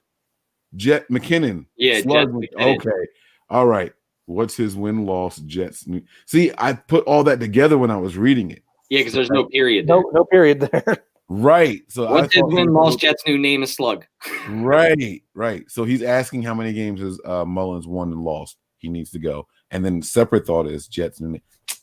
I got you, Sean. See, we figured it out, man. We got your back. Aaron Garcia said here, Quan overran a run play and they caught a block in the back. Yeah, that's, but that's what happens when the guard holds on to the back. They're going to call that. Just don't touch him. Let him overrun it. If he's out of the play, he's out of the play. Sean's got another one on there too. Oh, he probably explained it. Where'd it go? Let me see. No, it's a different comment. It's yeah. You get go ahead, Nick. This one's for you. McButt clinch. Clinch those butts. No, pause. I got tossed by a cornerback today. Oh my God. Oh man. I had to read that part too. I had to read it. No words. Yeah. Yeah. He definitely did. Yeah. I do agree he needs to put on some more weight, but is he the answer? I don't think he's had as bad of a year as we feel like he's had, but those plays have got to stop showing up every single freaking week. You know what I mean? I didn't click that. Nick, guys, that was not me. I looked up and read the screen and was like, whoa, that wasn't. All right. So, there has to be some good to be said about Brunskill filling in the middle, right, with Tomlinson, because they were getting some runs up the gut that were fairly productive. So, I mean, they're opening those holes, even though there was no pressure on the quarterback from up the middle tonight. Other than blitzes. Right. That's what I'm so Juan came right up the middle on that one play. No, that was a run play though, wasn't it? The one where we're talking about where we said he made contact but didn't make the tackle? No, Mullins got the pass off. Oh, okay. But he came up on the middle on a blitz. Right. And he just got the ball off. He got hit as he was throwing it, I think. Okay. But I thought they did a good job with the pass protection up front. On the edges is where they needed help. And, Tony was talking about it at halftime, the halftime show, of why teams are sending the pressure off the edge, because that it stops the Niners from being able to run out there, and it gets pressure on the quarterback. It's a direct line also. He said something about the Eagles kind of exposing that, I think is what he was talking about. Yep, and it's completely nullified our run game, right? And it's funny, the reason I'm mentioning it now is because Trent Williams said exactly what Tony said in his presser. He said exactly what Tony said in his presser, that teams are doing that, and they're the McCourty brothers. We're going to give Tony a new name. He's going to be the prophet now instead of the GM. I'm telling you, man, like he's the GM. Holy smokes! So I just found out that we can do a full screen on here. Oh no, I don't know if we want to see that. This is crazy. Now I feel like we got to get a custom background made. That's what we got to do. Like where it says like nothing but Niners underneath this, or going. You know what I'm saying? Like something like we got to get something done. We got to get something done. All right, I can't see the comments, so let me take this off. All Right. Yeah. So we were talking about the penalties tonight. The offensive line had a lot of penalties. Now, accepted is different, but you had one on the left tackle, two on the left guard. You had one or two on the center, right? Brunskill had a couple of penalties tonight, right? Who's 60? I didn't keep track of the penalties. That's not good. Your offensive lineman can't be getting you. Right. I know that we had several holding because we ended up in the 1 and 20 or 2 and 20 or whatever it was, which I've always had qualms with too. That seems like a very large penalty for holding, but whatever. It is what it is. Mm-hmm. But it set us back into positions where it was hard for us to overcome the situations that we were in. But again, it's on the offensive side of the ball, it's second and third stringers. So or further down the list, when it comes to our running backs. So I was just happy with what we saw in the first half. I always talk about the long sustained drives, and that was obviously working. Keeping Drew Brees off the field was beneficial. Right. Unfortunately, that didn't work out for the long term of the game because we made adjustments, and those adjustments were the wrong adjustments. When we for this upcoming week, we have the bye and everything, and so there's going to be a lot of time off before we do more shows specific about games. What are some of the things that Niners can do to improve the team during a bye week, other than the obvious and get healthy? Right. As far, I don't know. I mean, we're going to have to sign somebody else. We know that already because we had a running back who broke his collarbone. He's done for the season. There will have to be, obviously the trade deadline's passed, so we can't make any deals that way. We're going to have to start shopping on the, on the open market, see who's available. There's a couple of positions for that. We'll have to look to see and determine who's coming back, after the bye, to make those determinations on how many roster slots we're going to have to fill and whether or not we want to bring those guys up from the practice squad or whatever. But we don't have any running backs out there right now anyway, so. That's going to be some guy that, just like Mostert was, working in a shoe store or whatever that was that he was doing before we called him. That's where we got Harris from a couple of years ago with what was his first name, Nick? The running back, Harris. Dewan Harris. Dewan Harris, yeah. Do you remember him, Brian? Yeah. No. I think that was Chip Kelly or was that? It was either Chip Kelly or Tom Sula. But I think he was a car salesman, they said, right? Wasn't he the one that was or was that Raheem Vaughn? Didn't we have a guy named Vaughn also? Sean Drone. Yep, Sean Drone. Yep. Sean Drone. Oh, God. He was another Kyle Shanahan guy, too. What? He was? In Washington. Oh, shit. Yeah, I should look that. I believe. You guys didn't know. Okay, yes. Sure. I thought people knew this. Jermichael Hasty broke his collarbone. He's done for the season, guys. Yep, yeah, he's done. Yeah.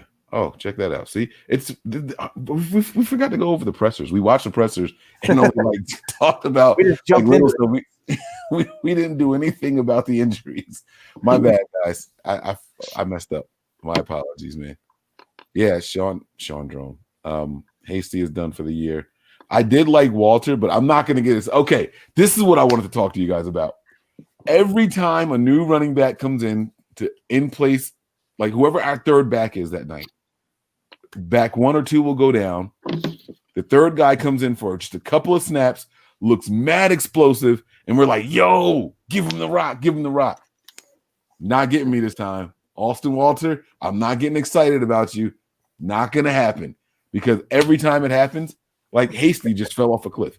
He looked super explosive against the Packers. Was it the Packers game? No, that was the game he played in. It was the game in that game. Yeah, it was the game before the Packers game. Yeah, it was when he came in. Seattle. It might have been Seattle. And he looked really good. He looked explosive. He was running with determination. Like, and then he gets some time in the next game, and it was like, yeah, nah, bro, I'm good. You know who the number one available running back right now is? Oh, this is gonna be fun. Alfred Morris. Marshawn Lynch. I'm not even Isaiah commenting. Crowell Who? and Spencer Ware. I don't know how you Isaiah Crowell. Crowell. Yeah, there you go. Those are the 3 out of the top 50 free agents. Those are the only running backs on the list. There's got to be someone that. I'm sure there's somebody on a practice squad somewhere. Yeah, there's got to be someone from a practice squad that we can snatch really quick. I don't even know if they really make a move. We have a roster spot to fill. Yeah, he's gonna go on IR. Raheem will be back. So you have Raheem, Oh. McKinnon, and Walter. Yeah, You're gonna roll with. yeah. I think they signed somebody else. They're going to have to, because if something happens to one of those guys, then we're screwed. What was Jeff Wilson Jr.'s injury? Ankle. High ankle sprain. Wonder if he comes back. Oh wait, high ankle sprain. No, it's not long enough yet. Yeah, he's not ready to come back yet. But I don't think they make a move for a running back. Okay, no, that makes sense, because you're right. If Mostert is one of those guys coming back, one up, one down, it works out. Now I'm just thinking at long term, like, we're going to bring Mostert back. Is he actually going to be ready? Does he get hurt again? At some point between now and week 17, we'll probably have to shop for some running backs. So get one in here. You got to think. I mean, you got to think too, because you're probably going to get Sherm back. We talked about that, so that's a roster spot. Yep. You're probably going to get Mostert back. You're probably going to get Debo back. That's 3 roster spots. Right there. And then he said possibly a second defender. So let's just say Ronald Blair. We'll just. Well, I just wouldn't put it past them to maneuver things, because Walter can get.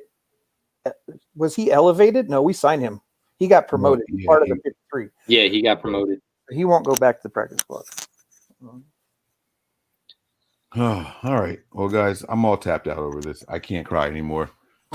I have no more tears in my tear ducts. I couldn't cry. I tried to cry tonight, and dust just floated out of my. And Tico's not on the IR either. I don't know. I think he's still on IR, but I think his practice window was opened. Wasn't it? I don't know. I don't remember what his injury was. So I don't know. I don't have him on the IR. So, but he obviously wasn't. So they must have opened his window. Dooms. Doom. Doom. Doom. Dooms. Doom. Doom.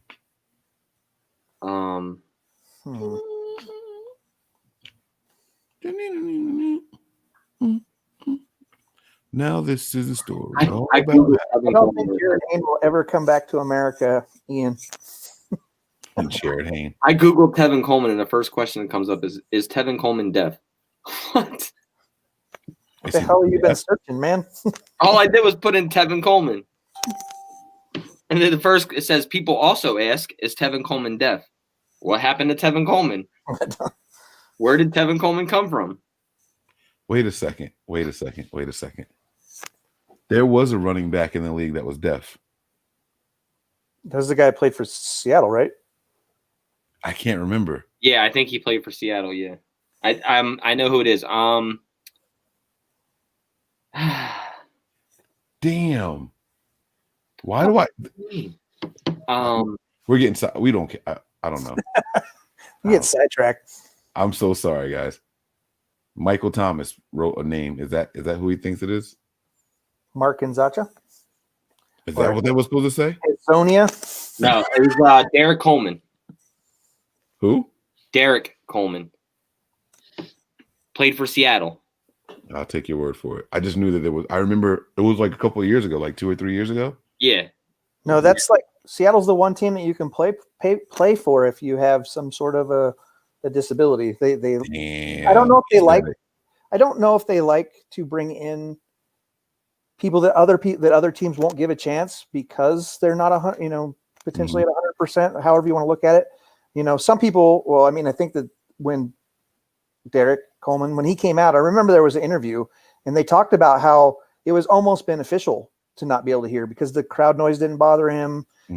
Obviously they had to find out different ways to signal him for, cadences and stuff with the snaps. But they said it could have been a benefit for him not to have to deal with that part of it. Yeah. But I know that Seattle seemed to take a flyer more so than other teams with players who. No, we heard you. We got it. You can let it go.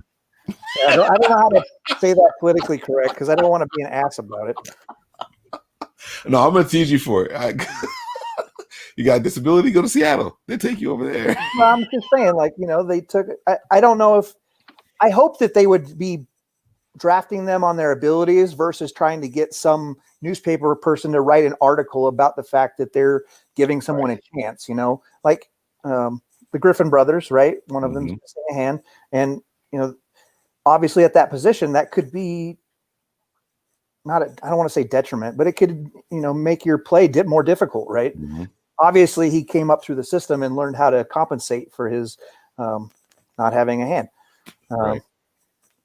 But other teams may not be willing to take that risk where it seems though Seattle is more I'm so glad I'm not drinking tonight. Me too. I had a handicap joke, and it would have just come out. It would have just flown, like.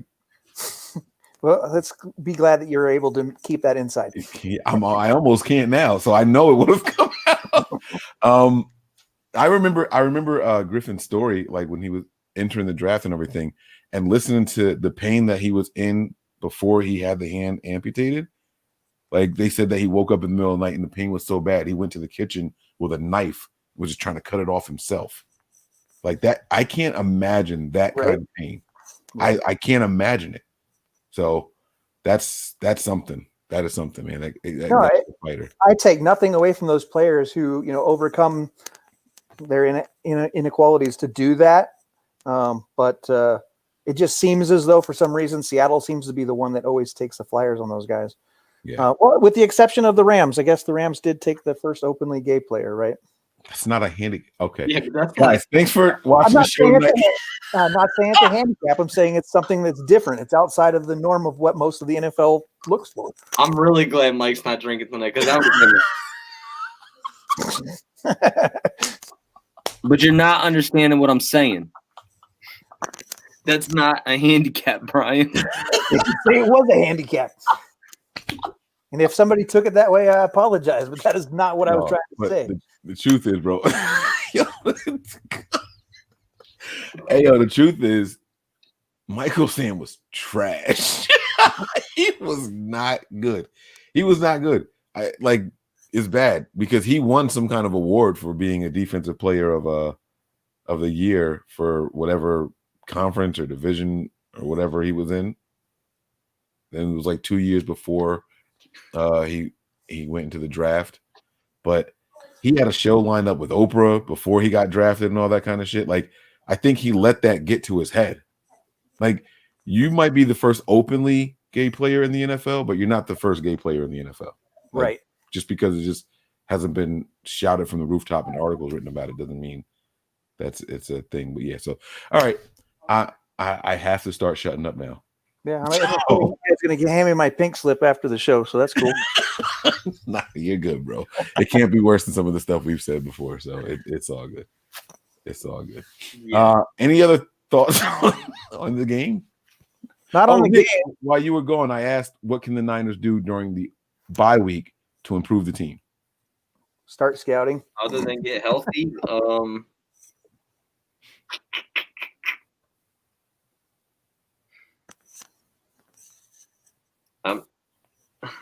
I'm at a loss for words. Keep it together, Mike. Come on. I'm at a loss of words. Damn, I don't know. I mean, obviously, I think that we all need to get on the same page. I think the team needs to all get on the same page. And obviously that all falls into play with health, execution. And I think we just need to get that energy level back. To be honest with you, I think the energy level is something that this team plays off of.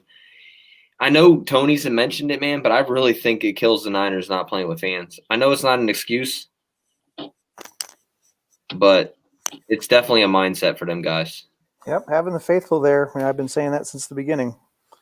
Yeah, and we feed off of it.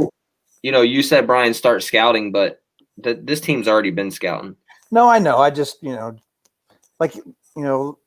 when Mike asked the question earlier, the only thing was like everybody's got to get healthy. There's nothing else that you can really do.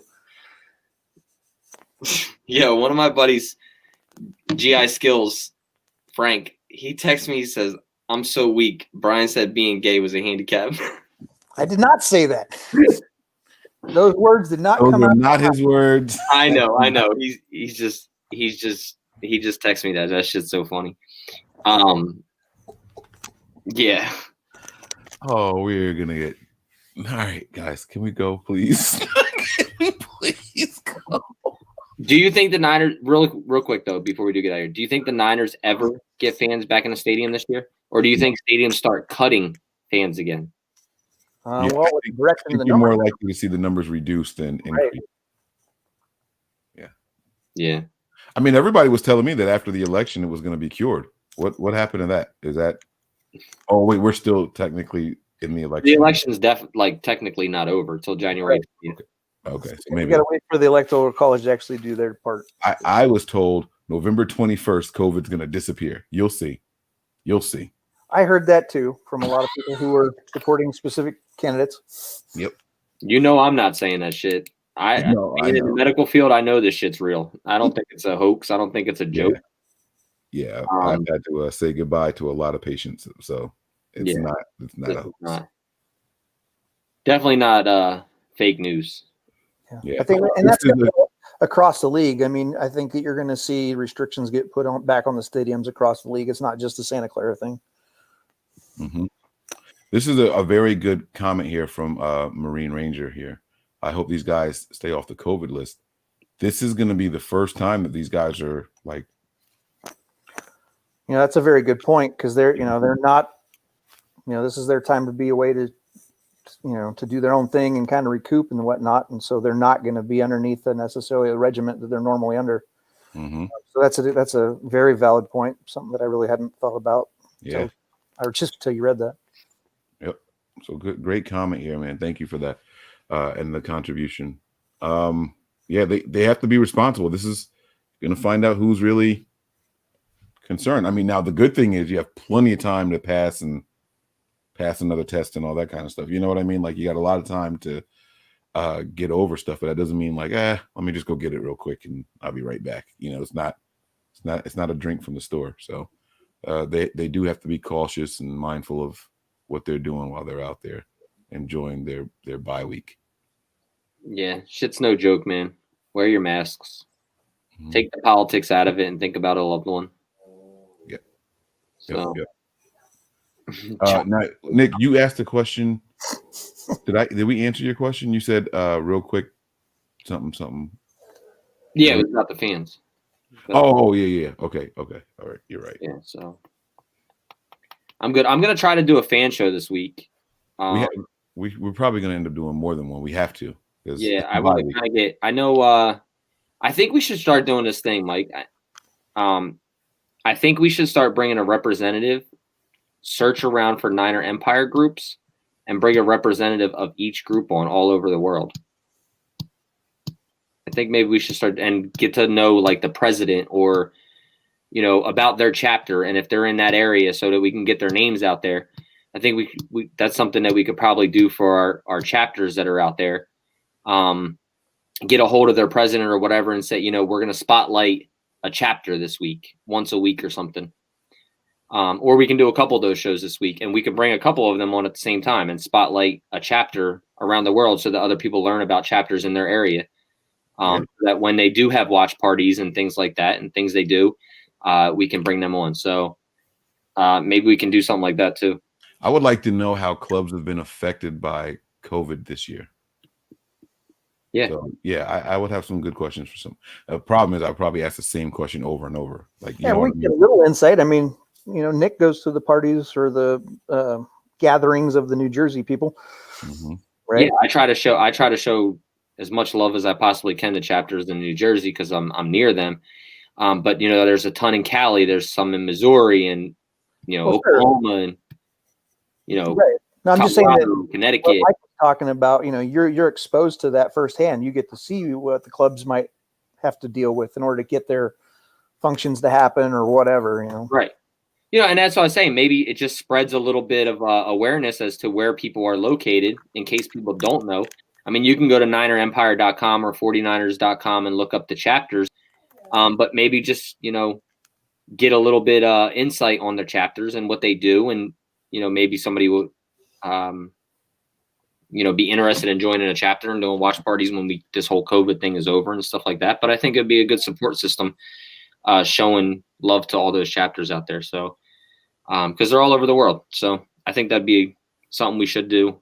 Maybe we can do that this week and try to line up a couple people in certain areas. So I think when it's over, we should have to do one in Hawaii where we all go there and meet them. I know I saw Sheldon just wrote in here, 808 Faithfully says, we got a couple in Hawaii. Yeah. So, hey, open invite. I like that. Yeah, so no, we can do that. Maybe a fan show this week during the bye week and, a call-in show or a video show we can set up beforehand and do some fan call-in shows too. Maybe we can do a getting to know our fans segment. Oh, shit. I was going to say a deeper dive on the crew, but yeah, we could go the other way too. Yeah. It's silly me thinking about us. I'm just saying, maybe it'd be cool to get a little insight on who follows us. Yeah. Some of their things. Get all the jabs in now since I'm going to be fired after this. So you are fine, bro. You're fine. I mean, you apparently you owe someone a new pair of pants. You made him piss on himself while you were driving. While he was driving. Yeah. Danny, that was John V. I'm not buying anybody pants. You can't control yourself. That's your own fault. Oh man, I almost lost it. I was like, "It's not what he said. That's not what he meant." I tried to talk over you, bro. I was like, "No." That is great. I want to learn to do this. I want to be a firebender. Dig the hole. Just keep digging the hole for me to bury myself in. Yeah. It's all good, man. All right, so we're gonna cook some stuff up, man. We're gonna bring some fun shows this week, and we'll see. Don't say that to Oregonians. I don't know, huh? I said you can't tell people to cook stuff up in Oregon. We just legalized a bunch of shit. Hey, get it going, man. Those poppy seeds. What's poppy seeds do? I don't remember. Anyway, poppy seeds will make you pass a marijuana or fail a marijuana test. Oh, is that what they do? Yeah. If you eat a poppy seed bagel, it'll show up weird in a drug test.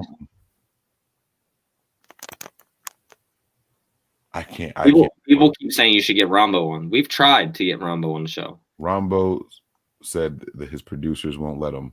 Yeah. So just so everybody knows. But go show Rambo some love. Niners all day. Shoot the breeze. Niner sickness. 49ers Hive. 49ers Hive. There's a Grant Cone. Crocker Report.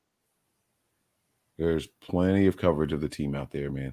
Yeah, go show that love, man. I'm trying to think of who did I miss? I don't know. I'm going home. There's a bunch of them. There's some new ones that came out too. Yeah, a couple of them. Yeah, I'm good. I didn't get no sleep last night, so I'm ready to try to get some sleep tonight. Brain has been scattered.